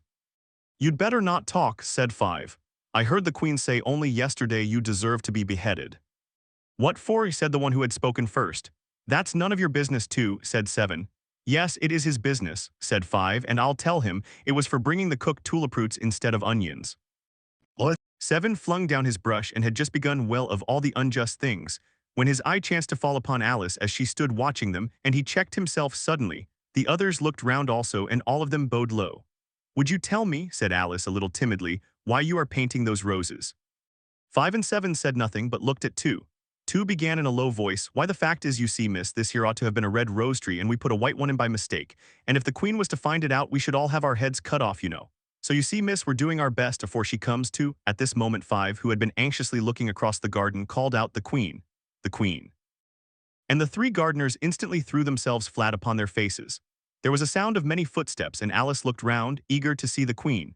First came 10 soldiers carrying clubs. These were all shaped like the 3 gardeners, oblong and flat with their hands and feet at the corners. Next the 10 courtiers. These were ornamented all over with diamonds and walked 2 and 2 as the soldiers did. After these came the royal children. There were 10 of them, and the little dears came jumping merrily along hand in couples. They were all ornamented with hearts. Next came the guests, mostly kings and queens, and among them Alice recognized the white rabbit. It was talking in a hurried, nervous manner, smiling at everything that was said, and went by without noticing her. Then followed the knave of hearts, carrying the king's crown on a crimson velvet cushion, and last of all this grand procession came the king and queen of Hearts. Alice was rather doubtful whether she ought not to lie down on her face like the 3 gardeners, but she could not remember ever having heard of such a rule at processions. And besides, what would be the use of a procession, thought she, if people had all to lie down upon their faces so that they couldn't see it? So she stood still where she was and waited. When the procession came opposite to Alice, they all stopped and looked at her, and the queen said severely, "Who is this?" She said it to the knave of hearts, who only bowed and smiled in reply. "Idiot," said the queen, tossing her head impatiently, and turning to Alice she went on, "What's your name, child?" "My name is Alice, so please your majesty," said Alice very politely, but she added to herself, "Why, they're only a pack of cards after all, I needn't be afraid of them." "And who are these?" said the queen, pointing to the 3 gardeners who were lying round the rose tree. For you see, as they were lying on their faces and the pattern on their backs was the same as the rest of the pack, she could not tell whether they were gardeners or soldiers or courtiers or 3 of her own children. "How should I know?" said Alice, surprised at her own courage. "It's no business of mine." The queen turned crimson with fury, and after glaring at her for a moment like a wild beast, screamed, "Off with her head! Off!" "Nonsense," said Alice very loudly and decidedly, and the queen was silent. The king laid his hand upon her arm and timidly said, "Consider, my dear, she is only a child." The queen turned angrily away from him and said to the knave, "Turn them over." What? The knave did so very carefully with one foot. "Get up," said the queen in a shrill, loud voice, and the 3 gardeners instantly jumped up and began bowing to the king, the queen, the royal children, and everybody else. "Leave off that," screamed the queen. "You make me giddy." And then turning to the rose tree she went on, "What have you been doing here?" "May it please your majesty," said 2 in a very humble tone, going down on one knee as he spoke, "we were trying." "I see," said the queen, who had meanwhile been examining the roses. "Off with their heads." And the procession moved on, 3 of the soldiers remaining behind to execute the unfortunate gardeners, who ran to Alice for protection. "You shan't be beheaded," said Alice, and she put them into a large flower pot that stood near. The 3 soldiers wandered about for a minute or two looking for them and then quietly marched off after the others. "Are their heads off?" shouted the queen. "Their heads are gone, if it please your majesty." The soldiers shouted in reply. "That's right," shouted the queen. "Can you play croquet?" The soldiers were silent and looked at Alice, as the question was evidently meant for her. "Yes," shouted Alice. "Come on then," roared the queen, and Alice joined the procession, wondering very much what would happen next. It's a very fine day," said a timid voice at her side. She was walking by the white rabbit, who was peeping anxiously into her face. "Very," said Alice. "Where's the duchess?" "Hush." "Hush," said the rabbit in a low, hurried tone. He looked anxiously over his shoulder as he spoke, and then raised himself upon tiptoe, put his mouth close to her ear, and whispered, "She's under sentence of execution." "What for?" said Alice. "Did you say what a pity?" the rabbit asked. "No, I didn't," said Alice. "I don't think it's at all a pity. I said what for." "She boxed the queen's ears," the rabbit began. Alice gave a little scream of laughter. "Oh, hush," the rabbit whispered in a frightened tone. "The queen will hear you. You see, she came rather late," and the queen said, "Get to your places," shouted the queen in a voice of thunder, and people began running about in all directions, tumbling up against each other. However, they got settled down in a minute or two, and the game began. Alice thought she had never seen such a curious croquet ground in her life. It was all ridges and furrows, the balls were live hedgehogs, the mallets live flamingos, and the soldiers had to double themselves up and to stand on their hands and feet to make the arches. The chief difficulty Alice found at first was in managing her flamingo. She succeeded in getting its body tucked away, comfortably enough under her arm with its legs hanging down, but generally just as she had got its neck nicely straightened out and was going to give the hedgehog a blow with its head, it would twist itself round and look up in her face, with such a puzzled expression that she could not help bursting out laughing. And when she had got its head down and was going to begin again, it was very provoking to find that the hedgehog had unrolled itself, and was in the act of crawling away. Besides all this, there was generally a ridge or furrow in the way wherever she wanted to send the hedgehog to, and as the doubled-up soldiers were always getting up and walking off to other parts of the ground, Alice soon came to the conclusion that it was a very difficult game indeed. The players all played at once without waiting for turns, quarreling all the while and fighting for the hedgehogs, and in a very short time the queen was in a furious passion and went stamping about and shouting off with his head, or off with her head. About once in a minute, Alice began to feel very uneasy. To be sure, she had not as yet had any dispute with the queen, but she knew that it might happen any minute, and then, thought she, what would become of me? They're dreadfully fond of beheading people here. The great wonder is that there's anyone left alive. What? She was looking about for some way of escape, and wondering whether she could get away without being seen when she noticed a curious appearance in the air. It puzzled her very much at first, but after watching it a minute or two she made it out to be a grin, and she said to herself, it's the Cheshire Cat. Now I shall have somebody to talk to. How are you getting on? Said the cat as soon as there was mouth enough for it to speak with. Alice waited till the eyes appeared and then nodded. It's no use speaking to it, she thought, till its ears have come, or at least one of them. In another minute the whole head appeared, and then Alice put down her flamingo and began an account of the game, feeling very glad she had someone to listen to her. The cat seemed to think that there was enough of it now in sight, and no more of it appeared. I don't think they play at all fairly, Alice began in rather a complaining tone, and they all quarrel so dreadfully one can't hear oneself speak, and they don't seem to have any rules in particular, at least if there are nobody attends to them, and you've no idea how confusing it is all the things being alive. For instance, there's the arch I've got to go through next, walking about at the other end of the ground, and I should have croqueted the queen's hedgehog just now, only it ran away when it saw mine coming. How do you like the queen? Said the cat in a low voice. Not at all, said Alice. She's so extremely. Just then she noticed that the queen was close behind her listening, so she went on, likely to win, that it's hardly worth while finishing the game. The queen smiled and passed on. Who are you talking to? Said the king, going up to Alice and looking at the cat's head with great curiosity. It's a friend of mine, a Cheshire Cat, said Alice. Allow me to introduce it. I don't like the look of it at all, said the king. However, it may kiss my hand if it likes. I'd rather not, the cat remarked. Don't be impertinent, said the king, and don't look at me like that. He got behind Alice as he spoke. A cat may look at a king, said Alice. I've read that in some book, but I don't remember where. What? Well, it must be removed, said the king very decidedly, and he called the queen, who was passing at the moment, my dear. I wish you would have this cat removed. The queen had only one way of settling all difficulties, great or small, off with his head. She said without even looking round. I'll fetch the executioner myself, said the king eagerly, and he hurried off. Alice thought she might as well go back and see how the game was going on as she heard the queen's voice in the distance screaming with passion. She had already heard her sentence 3 of the players to be executed for having missed their turns, and she did not like the look of things at all, as the game was in such confusion that she never knew whether it was her turn or not. So she went in search of her hedgehog. The hedgehog was engaged in a fight with another hedgehog, which seemed to Alice an excellent opportunity for crocking one of them with the other. The only difficulty was that her flamingo was gone across to the other side of the garden, where Alice could see it trying in a helpless sort of way to fly up into a tree. By the time she had caught the flamingo and brought it back, the fight was over and both the hedgehogs were out of sight. But it doesn't matter much, thought Alice, as all the arches are gone from this side of the ground.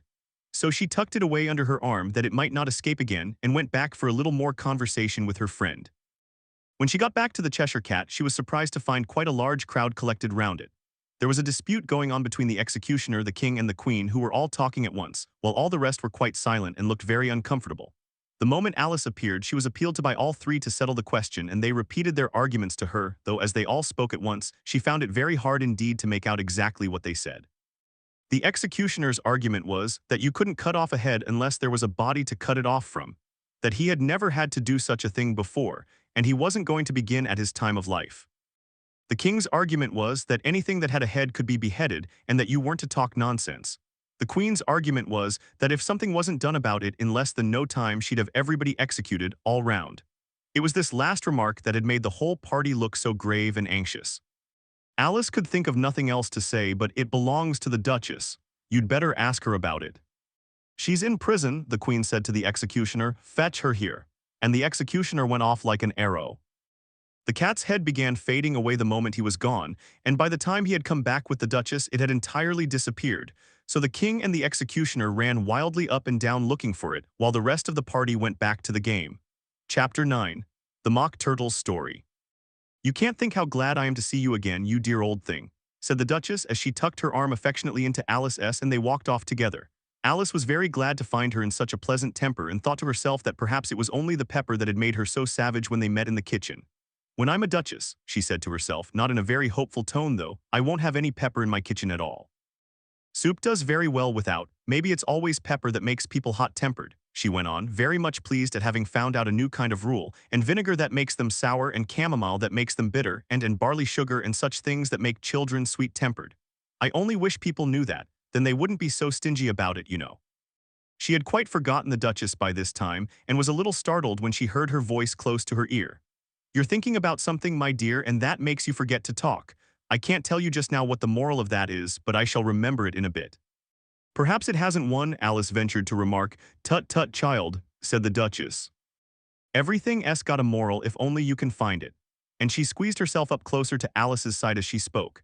Alice did not much like keeping so close to her, first because the Duchess was very ugly, and secondly because she was exactly the right height to rest her chin upon Alice's shoulder, and it was an uncomfortably sharp chin.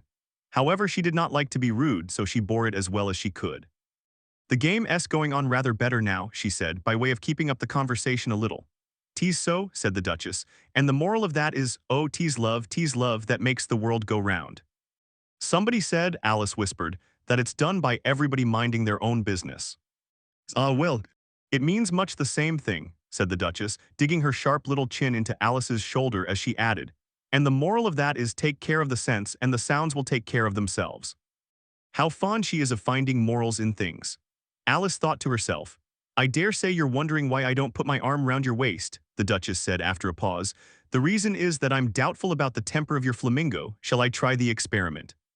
"He might bite," Alice cautiously replied, not feeling at all anxious to have the experiment tried. "Very true," said the Duchess. "Flamingos and mustard both bite, and the moral of that is birds of a feather flock together." "Only mustard isn't a bird," Alice remarked. "Right as usual," said the Duchess. "What a clear way you have of putting things." "It's a mineral, I think," said Alice. "Of course it is," said the Duchess, who seemed ready to agree to everything that Alice said. "There's a large mustard mine near here. And the moral of that is the more there is of mine, the less there is of yours." "Oh, I know," exclaimed Alice, who had not attended to this last remark. "It's a vegetable. It doesn't look like one, but it is." "What?" "I quite agree with you," said the Duchess.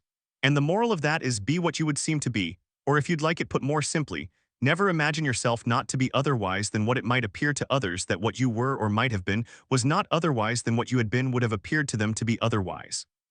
"I think I should understand that better," Alice said very politely, "if I had it written down, but I can't quite follow it as you say it." "That's nothing to what I could say if I chose," the Duchess replied in a pleased tone. "Pray don't trouble yourself to say it any longer than that," said Alice. "Oh, don't talk about trouble," said the Duchess. "I make you a present of everything I've said as yet." "A cheap sort of present," thought Alice. "I'm glad they don't give birthday presents like that." But she did not venture to say it out loud. Thinking again, the Duchess asked with another dig of her sharp little chin. "I've a right to think," said Alice sharply, for she was beginning to feel a little worried. "Just about as much right," said the Duchess, "as pigs have to fly and the M." But here, to Alice's great surprise, the Duchess's voice died away even in the middle of her favorite word moral, and the arm that was linked into hers began to tremble. Alice looked up, and there stood the Queen in front of them with her arms folded, frowning like a thunderstorm. "A fine day, Your Majesty," the Duchess began in a low, weak voice. "Now I give you fair warning," shouted the Queen, stamping on the ground as she spoke. "Either you or your head must be off, and that in about half no time. Take your choice." The Duchess took her choice and was gone in a moment. "Let's go on with the game," the Queen said to Alice, and Alice was too much frightened to say a word but slowly followed her back to the croquet ground.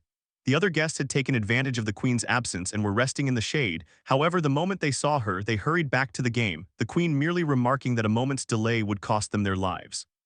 All the time they were playing, the Queen never left off quarreling with the other players and shouting "off with his head," or "off with her head."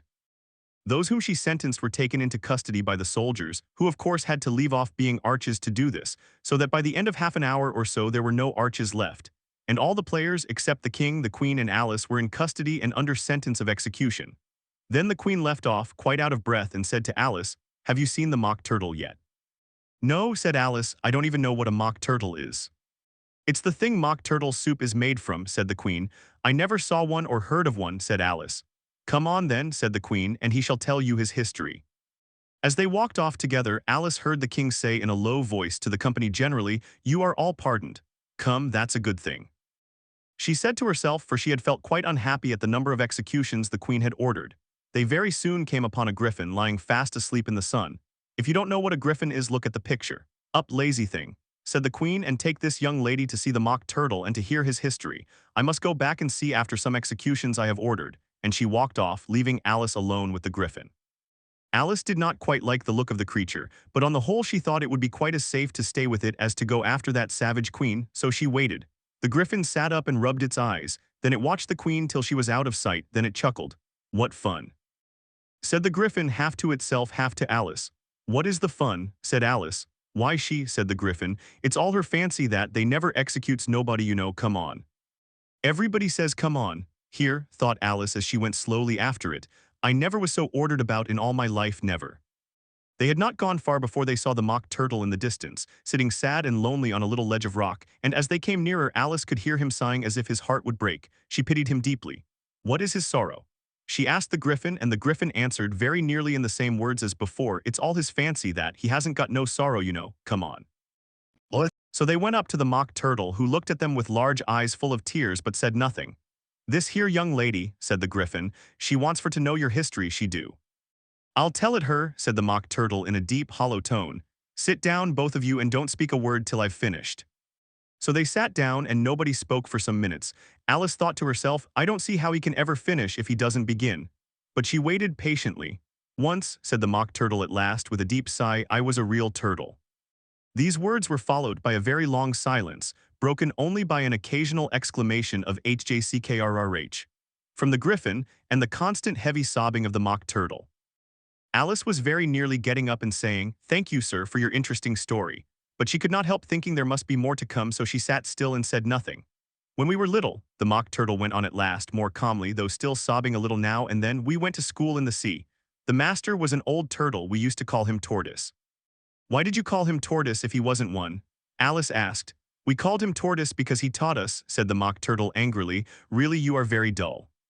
"You ought to be ashamed of yourself for asking such a simple question," added the griffin. And then they both sat silent and looked at poor Alice, who felt ready to sink into the earth. At last the griffin said to the mock turtle, "Drive on, old fellow, don't be all day about it." And he went on in these words. "Yes, we went to school in the sea, though you mayn't believe it." "I never said I didn't," interrupted Alice. "You did," said the mock turtle. "Hold your tongue," added the griffin before Alice could speak again. The mock turtle went on. "We had the best of educations, in fact we went to school every day." "I've been to a day school too," said Alice. "You needn't be so proud as all that." "With extras?" asked the mock turtle a little anxiously. "Yes," said Alice, "we learned French and music." "And washing?" said the mock turtle. "Certainly not," said Alice indignantly. "Then yours wasn't a really good school," said the mock turtle in a tone of great relief. Now at ours they had at the end of the bill French, music, and washing extra. "You couldn't have wanted it much," said Alice, "living at the bottom of the sea." "I couldn't afford to learn it," said the mock turtle with a sigh. "I only took the regular course." "What was that?" inquired Alice. "Reeling and writhing, of course, to begin with," the mock turtle replied, "and then the different branches of arithmetic, ambition, distraction, uglification, and derision." "I never heard of uglification," Alice ventured to say. "What is it?" The griffin lifted up both its paws in surprise. "What, never heard of uglifying?" it exclaimed. "You know what to beautify is, I suppose." "What?" "Yes," said Alice doubtfully. "It means to make anything prettier." "Well then," the griffin went on, "if you don't know what to uglify is, you are a simpleton." Alice did not feel encouraged to ask any more questions about it, so she turned to the mock turtle and said, "What else had you to learn?" "Well, there was mystery," the mock turtle replied, counting off the subjects on his flappers. "Mystery, ancient and modern, with seaography.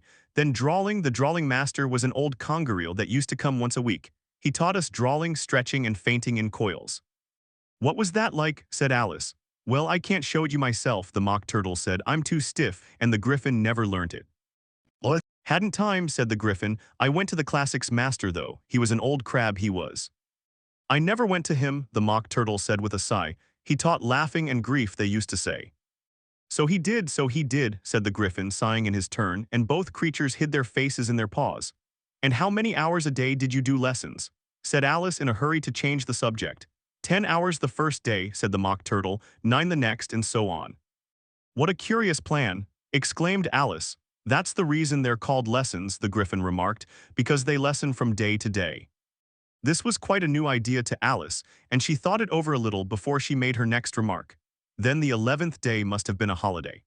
What? Of course it was, said the Mock Turtle. And how did you manage on the 12th? Alice went on eagerly. That's enough about lessons, the Griffin interrupted in a very decided tone. Tell her something about the games now. Chapter 10, The Lobster Quadrille.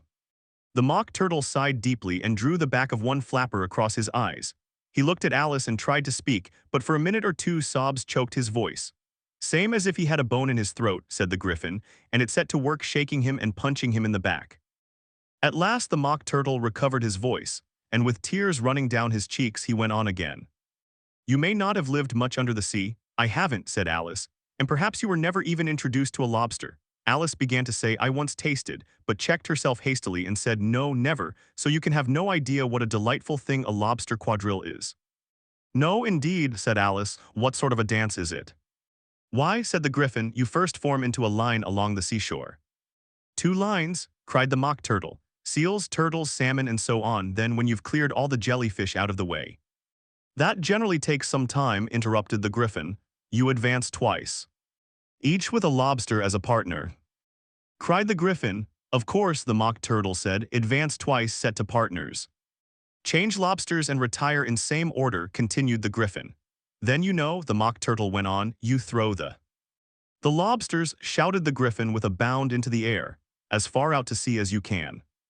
Swim after them, screamed the Griffin. Turn a somersault in the sea, cried the Mock Turtle, capering wildly about. Change lobsters again, yelled the Griffin at the top of its voice.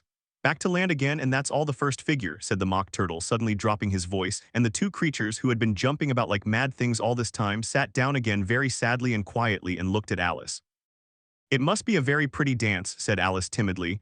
Would you like to see a little of it? Said the Mock Turtle. Very much indeed, said Alice. Come, let's try the first figure, said the Mock Turtle to the Griffin.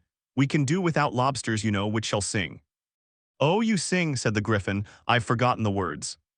So they began solemnly dancing round and round Alice, every now and then treading on her toes when they passed too close, and waving their forepaws to mark the time, while the Mock Turtle sang this, very slowly and sadly.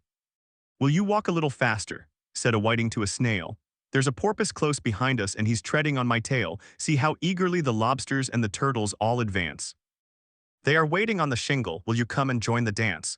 Will you, won't you, will you, won't you, will you join the dance? Will you, won't you, will you, won't you, won't you join the dance? You can really have no notion how delightful it will be when they take us up and throw us with the lobsters out to sea. But the snail replied too far, and gave a look askance. Said he thanked the whiting kindly, but he would not join the dance.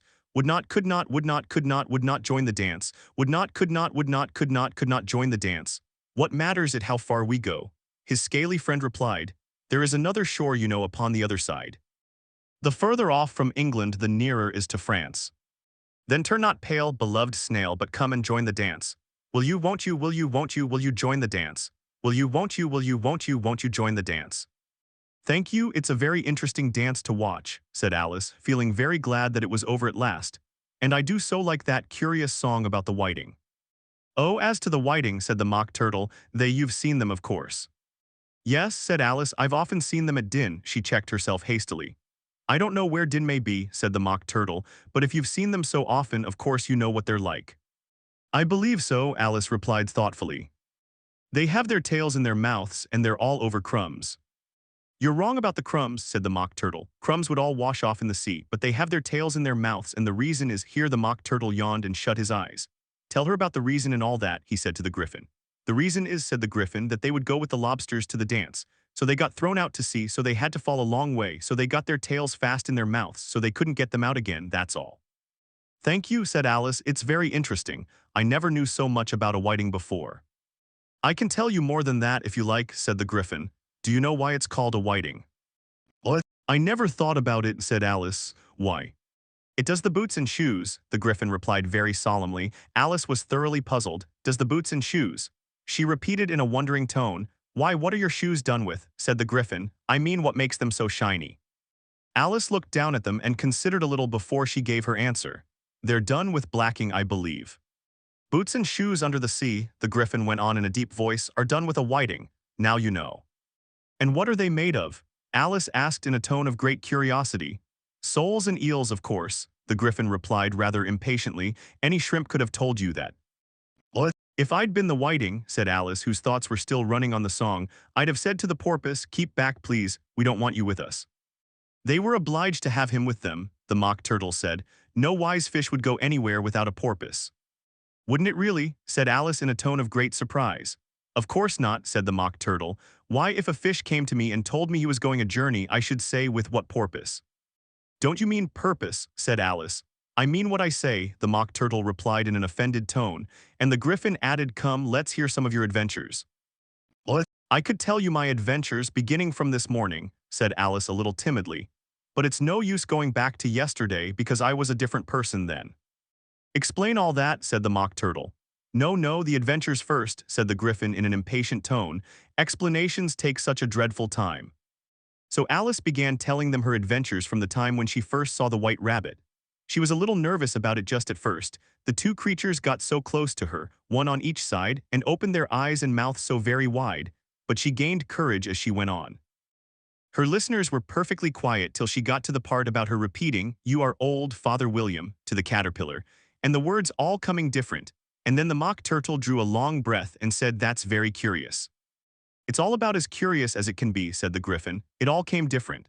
The Mock Turtle repeated thoughtfully. I should like to hear her try and repeat something now. Tell her to begin. He looked at the Griffin as if he thought it had some kind of authority over Alice. Stand up and repeat, tease the voice of the sluggard, said the Griffin. How the creatures order one about and make one repeat lessons. Thought Alice, I might as well be at school at once. However, she got up and began to repeat it, but her head was so full of the lobster quadrille that she hardly knew what she was saying, and the words came very queer indeed. Tease the voice of the lobster, I heard him declare. You have baked me too brown, I must sugar my hair. As a duck with its eyelids, so he with his nose. Trims his belt and his buttons and turns out his toes. Later editions continued as follows. When the sands are all dry, he is gay as a lark, and will talk in contemptuous tones of the shark. But when the tide rises and sharks are around, his voice has a timid and tremulous sound. That's different from what I used to say when I was a child, said the Griffin. Well, I never heard it before, said the Mock Turtle, but it sounds uncommon nonsense. What? Alice said nothing. She had sat down with her face in her hands, wondering if anything would ever happen in a natural way again. I should like to have it explained, said the Mock Turtle. She can't explain it, said the Griffin hastily. Go on with the next verse. But about his toes, the Mock Turtle persisted. How could he turn them out with his nose, you know? It's the first position in dancing, Alice said, but was dreadfully puzzled by the whole thing and longed to change the subject. Go on with the next verse, the Griffin repeated impatiently. It begins, I passed by his garden. What? Alice did not dare to disobey, though she felt sure it would all come wrong, and she went on in a trembling voice. I passed by his garden and marked with one eye how the owl and the panther were sharing a pie. Later editions continued as follows. The panther took pie crust and gravy and meat, while the owl had the dish as its share of the treat. When the pie was all finished, the owl, as a boon, was kindly permitted to pocket the spoon, while the panther received knife and fork with a growl, and concluded the banquets. What is the use of repeating all that stuff? The Mock Turtle interrupted, if you don't explain it as you go on. It's by far the most confusing thing I ever heard. What? Yes, I think you'd better leave off, said the Griffin, and Alice was only too glad to do so. Shall we try another figure of the lobster quadrille? The Griffin went on, or would you like the Mock Turtle to sing you a song? Oh, a song, please, if the Mock Turtle would be so kind, Alice replied so eagerly that the Griffin said in a rather offended tone, no accounting for tastes. Sing her turtle soup, will you, old fellow? The Mock Turtle sighed deeply, and began in a voice sometimes choked with sobs to sing this. Beautiful soup so rich and green, waiting in a hot tureen, who for such dainties would not stoop? Soup of the evening, beautiful soup of the evening, beautiful soup, bo ootiful soo oop, bo ootiful soo oop. Soup of the evening. Beautiful, beautiful soup, who cares for fish? Game or any other dish, who would not give all else for 2p? Anyworth only of beautiful soup, pennyworth only of beautiful soup, bo ootiful soup, soup of the evening. Beautiful beauty ful soup. Chorus again, cried the griffin, and the mock turtle had just begun to repeat it when a cry of the trial's beginning was heard in the distance. Come on, cried the griffin, and taking Alice by the hand, it hurried off without waiting for the end of the song. What trial is it? Alice panted as she ran, but the griffin only answered, come on, and ran the faster, while more and more faintly came, carried on the breeze that followed them, the melancholy words. Soup of the evening. Beautiful, beautiful soup. Chapter 11. Who Stole the Tarts? The King and Queen of Hearts were seated on their throne when they arrived, with a great crowd assembled about them, all sorts of little birds and beasts as well as the whole pack of cards. The knave was standing before them in chains with a soldier on each side to guard him, and near the king was the white rabbit with a trumpet in one hand and a scroll of parchment in the other. In the very middle of the court was a table with a large dish of tarts upon it. They looked so good that it made Alice quite hungry to look at them. I wish they'd get the trial done, she thought, and hand round the refreshments. But there seemed to be no chance of this, so she began looking at everything about her to pass away the time. Alice had never been in a court of justice before, but she had read about them in books, and she was quite pleased to find that she knew the name of nearly everything there. That's the judge, she said to herself, because of his great wig. The judge, by the way, was the king, and as he wore his crown over the wig, look at the frontispiece if you want to see how he did it. He did not look at all comfortable, and it was certainly not becoming. That's the jury box, thought Alice, and those 12 creatures. She was obliged to say creatures, you see, because some of them were animals and some were birds. I suppose they are the jurors.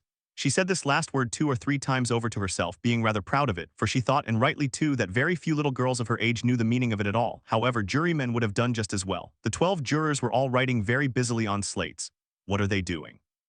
Alice whispered to the griffin, they can't have anything to put down yet before the trial's begun. They're putting down their names, the griffin whispered in reply, for fear they should forget them before the end of the trial. Stupid things. Alice began in a loud, indignant voice, but she stopped hastily, for the white rabbit cried out, silence in the court. And the king put on his spectacles and looked anxiously round to make out who was talking. Alice could see, as well as if she were looking over their shoulders, that all the jurors were writing down stupid things on their slates, and she could even make out that one of them didn't know how to spell stupid, and that he had to ask his neighbor to tell him. A nice muddle their slates'll be in before the trial's over, thought Alice. One of the jurors had a pencil that squeaked. This, of course, Alice could not stand, and she went round the court and got behind him, and very soon found an opportunity of taking it away. She did it so quickly that the poor little juror, it was Bill, the lizard, could not make out at all what had become of it, so after hunting all about for it, he was obliged to write with one finger for the rest of the day, and this was of very little use as it left no mark on the slate. Harold read the accusation. Said the king. On this the white rabbit blew 3 blasts on the trumpet and then unrolled the parchment scroll and read as follows. The Queen of Hearts, she made some tarts, all on a summer day. The Knave of Hearts, he stole those tarts, and took them quite away. Consider your verdict, the king said to the jury. Not yet, not yet, the rabbit hastily interrupted. There's a great deal to come before that. What? Call the first witness, said the king, and the white rabbit blew 3 blasts on the trumpet and called out, first witness. The first witness was the Hatter. He came in with a teacup in one hand and a piece of bread and butter in the other. I beg pardon, your majesty, he began, for bringing these in, but I hadn't quite finished my tea when I was sent for. You ought to have finished, said the king. When did you begin? The Hatter looked at the March Hare, who had followed him into the court arm in arm with the Dormouse. 14th of March, I think it was, he said. 15th, said the March Hare. 16th, added the Dormouse. Write that down, the king said to the jury, and the jury eagerly wrote down all 3 dates on their slates and then added them up and reduced the answer to shillings and pence. Take off your hat, the king said to the Hatter. It isn't mine, said the Hatter. Stolen, the king exclaimed, turning to the jury, who instantly made a memorandum of the fact.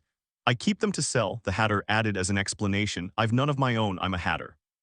Here the queen put on her spectacles and began staring at the Hatter, who turned pale and fidgeted. Give your evidence, said the king, and don't be nervous or I'll have you executed on the spot. What? This did not seem to encourage the witness at all. He kept shifting from one foot to the other, looking uneasily at the queen, and in his confusion he bit a large piece out of his teacup instead of the bread and butter. Just at this moment, Alice felt a very curious sensation which puzzled her a good deal until she made out what it was. She was beginning to grow larger again, and she thought at first she would get up and leave the court. but on second thoughts she decided to remain where she was as long as there was room for her.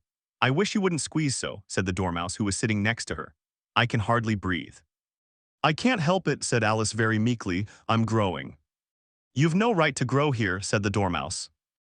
"Don't talk nonsense," said Alice more boldly. "You know you're growing too." "Yes, but I grow at a reasonable pace," said the Dormouse, "not in that ridiculous fashion." And he got up very sulkily and crossed over to the other side of the court. All this time the Queen had never left off staring at the Hatter, and just as the Dormouse crossed the court, she said to one of the officers of the court, "Bring me the list of the singers in the last concert." On which the wretched Hatter trembled so that he shook both his shoes off. "Give your evidence," the king repeated angrily, "or I'll have you executed whether you're nervous or not." "What?" "I'm a poor man, your majesty," the Hatter began in a trembling voice, "and I hadn't begun my tea not above a week or so, and what with the bread and butter getting so thin and the twinkling of the tea." "The twinkling of the what?" said the king. "It began with the tea," the Hatter replied. "Of course twinkling begins with a T," said the king sharply. "Do you take me for a dunce? Go on." "I'm a poor man," the Hatter went on, "and most things twinkled after that, only the March Hare said." "I didn't," the March Hare interrupted in a great hurry. "You did," said the Hatter. "I deny it," said the March Hare. "He denies it," said the king. "Leave out that part." "What?" "Well, at any rate," the Dormouse said. The Hatter went on, looking anxiously round to see if he would deny it too, but the Dormouse denied nothing, being fast asleep. "After that," continued the Hatter, "I cut some more bread and butter." "But what did the Dormouse say?" one of the jury asked. "That I can't remember," said the Hatter. "You must remember," remarked the king, "or I'll have you executed." The miserable Hatter dropped his teacup and bread and butter and went down on one knee. "I'm a poor man, your majesty," he began. "You're a very poor speaker," said the king. Here one of the guinea pigs cheered and was immediately suppressed by the officers of the court. "As that is rather a hard word, I will just explain to you how it was done." They had a large canvas bag which tied up at the mouth with strings. Into this they slipped the guinea pig head first and then sat upon it. "I'm glad I've seen that done," thought Alice. "I've so often read in the newspapers at the end of trials, there was some attempt at applause which was immediately suppressed by the officers of the court, and I never understood what it meant till now." "If that's all you know about it, you may stand down," continued the king. "I can't go no lower," said the Hatter. "I'm on the floor as it is." "Then you may sit down," the king replied. Here the other guinea pig cheered and was suppressed. "Come, that finished the guinea pigs," thought Alice. "Now we shall get on better." "What?" "I'd rather finish my tea," said the Hatter, with an anxious look at the Queen, who was reading the list of singers. "You may go," said the king, and the Hatter hurriedly left the court without even waiting to put his shoes on. "And just take his head off outside," the Queen added to one of the officers, but the Hatter was out of sight before the officer could get to the door. "Call the next witness," said the king. The next witness was the Duchess's cook. She carried the pepper box in her hand, and Alice guessed who it was even before she got into the court, by the way the people near the door began sneezing all at once. "Give your evidence," said the king. "Shan't," said the cook. The king looked anxiously at the White Rabbit, who said in a low voice, "Your Majesty must cross-examine this witness." "Well, if I must, I must," the king said with a melancholy air, and after folding his arms and frowning at the cook till his eyes were nearly out of sight, he said in a deep voice, "What are tarts made of?" "Pepper mostly," said the cook. "Treacle," said a sleepy voice behind her. "Collar that dormouse," the queen shrieked out. "Behead that dormouse, turn that dormouse out of court, suppress him, pinch him off with his whiskers." For some minutes the whole court was in confusion, getting the dormouse turned out, and by the time they had settled down again the cook had disappeared. "Never mind," said the king with an air of great relief. "Call the next witness." And he added in an undertone to the queen, "Really, my dear, you must cross-examine the next witness. It quite makes my forehead ache." Alice watched the White Rabbit as he fumbled over the list, feeling very curious to see what the next witness would be like. "For they haven't got much evidence yet," she said to herself. Imagine her surprise when the White Rabbit read out at the top of his shrill little voice the name Alice. Chapter 12, Alice's Evidence. "Here," cried Alice, quite forgetting in the flurry of the moment how large she had grown in the last few minutes, and she jumped up in such a hurry that she tipped over the jury box with the edge of her skirt, upsetting all the jurymen onto the heads of the crowd below, and there they lay sprawling about, reminding her very much of a globe of goldfish she had accidentally upset the week before. "Oh, I beg your pardon," she exclaimed in a tone of great dismay, and began picking them up again as quickly as she could, for the accident of the goldfish kept running in her head, and she had a vague sort of idea that they must be collected at once and put back into the jury box, or they would die. "The trial cannot proceed," said the king in a very grave voice, "until all the jurymen are back in their proper places. All," he repeated with great emphasis, looking hard at Alice as he said so.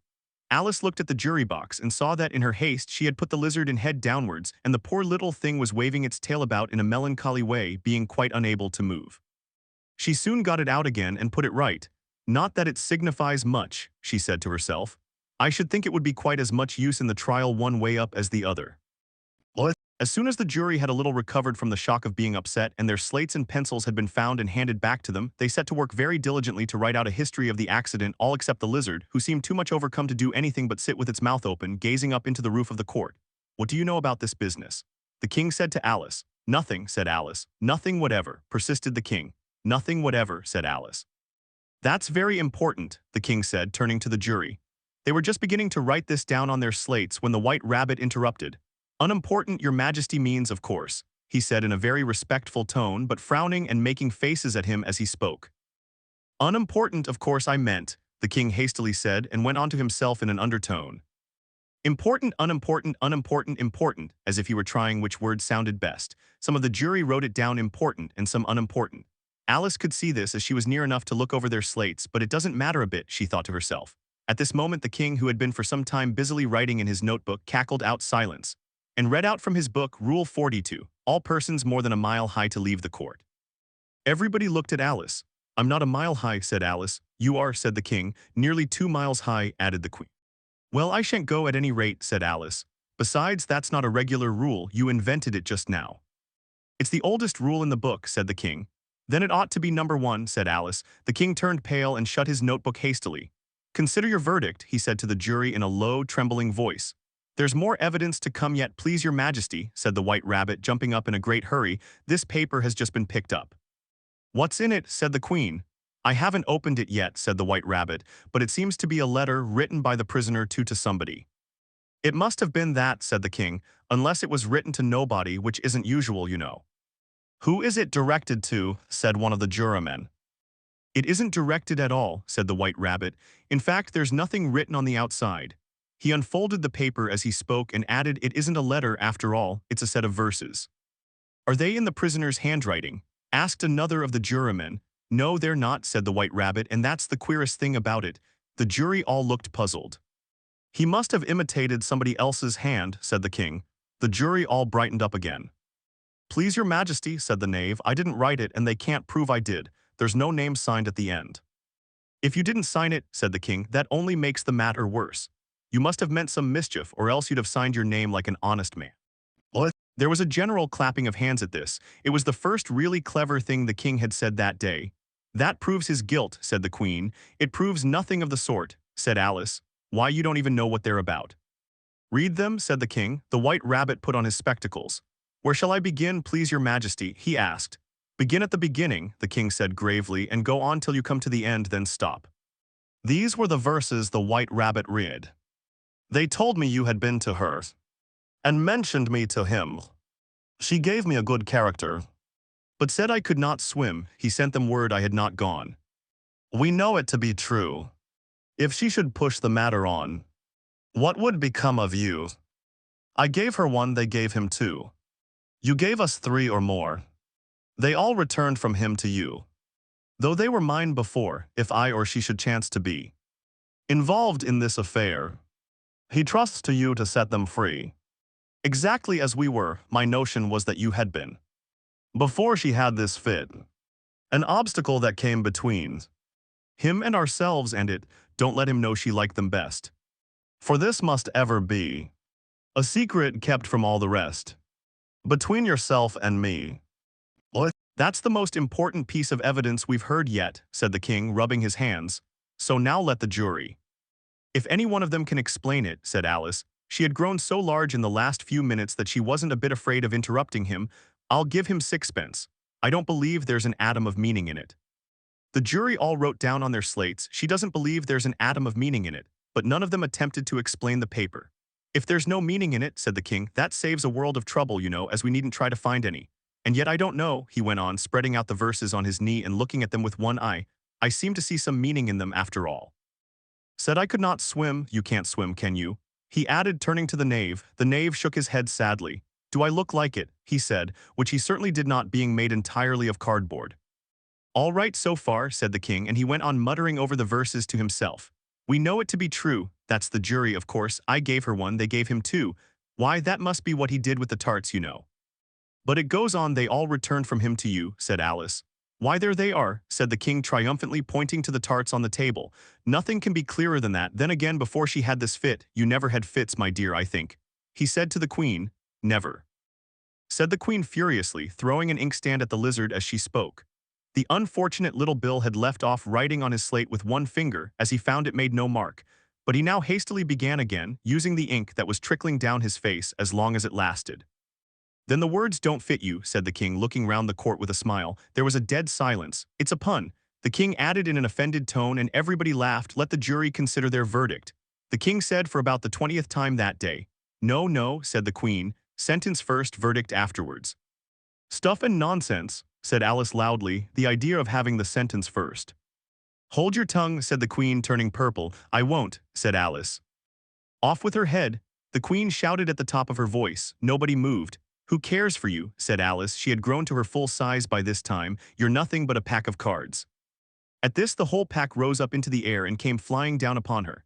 She gave a little scream, half of fright and half of anger, and tried to beat them off, and found herself lying on the bank with her head in the lap of her sister, who was gently brushing away some dead leaves that had fluttered down from the trees upon her face. Wake up, Alice dear, said her sister. Why, what a long sleep you've had.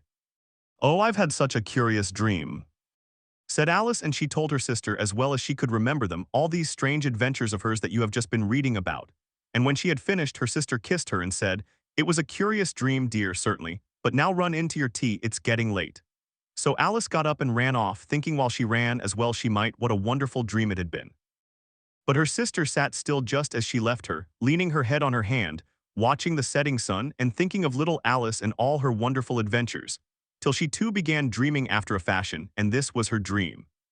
First she dreamed of little Alice herself, and once again the tiny hands were clasped upon her knee, and the bright eager eyes were looking up into hers. She could hear the very tones of her voice, and see that queer little toss of her head to keep back the wandering hair that would always get into her eyes. And still as she listened, or seemed to listen, the whole place around her became alive with the strange creatures of her little sister's dream. The long grass rustled at her feet as the white rabbit hurried by. The frightened mouse splashed his way through the neighboring pool. She could hear the rattle of the teacups as the March Hare and his friends shared their never-ending meal, and the shrill voice of the queen ordering off her unfortunate guests to execution. Once more the pig baby was sneezing on the duchess's knee, while plates and dishes crashed around it.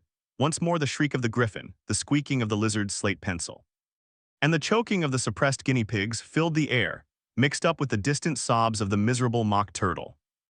So she sat on with closed eyes and half believed herself in Wonderland, though she knew she had but to open them again and all would change to dull reality. The grass would be only rustling in the wind and the pool rippling to the waving of the reeds. The rattling teacups would change to tinkling sheep bells, and the queen's shrill cries to the voice of the shepherd boy, and the sneeze of the baby, the shriek of the griffin, and all the other queer noises would change, she knew, to the confused clamor of the busy farmyard, while the lowing of the cattle in the distance would take the place of the mock turtle's heavy sobs. Lastly, she pictured to herself how this same little sister of hers would, in the aftertime, be herself a grown woman, and how she would keep, through all her riper years, the simple and loving heart of her childhood, and how she would gather about her other little children and make their eyes bright and eager with many a strange tale, perhaps even with the dream of Wonderland of long ago, and how she would feel with all their simple sorrows and find a pleasure in all their simple joys, remembering her own child life and the happy summer days. The end.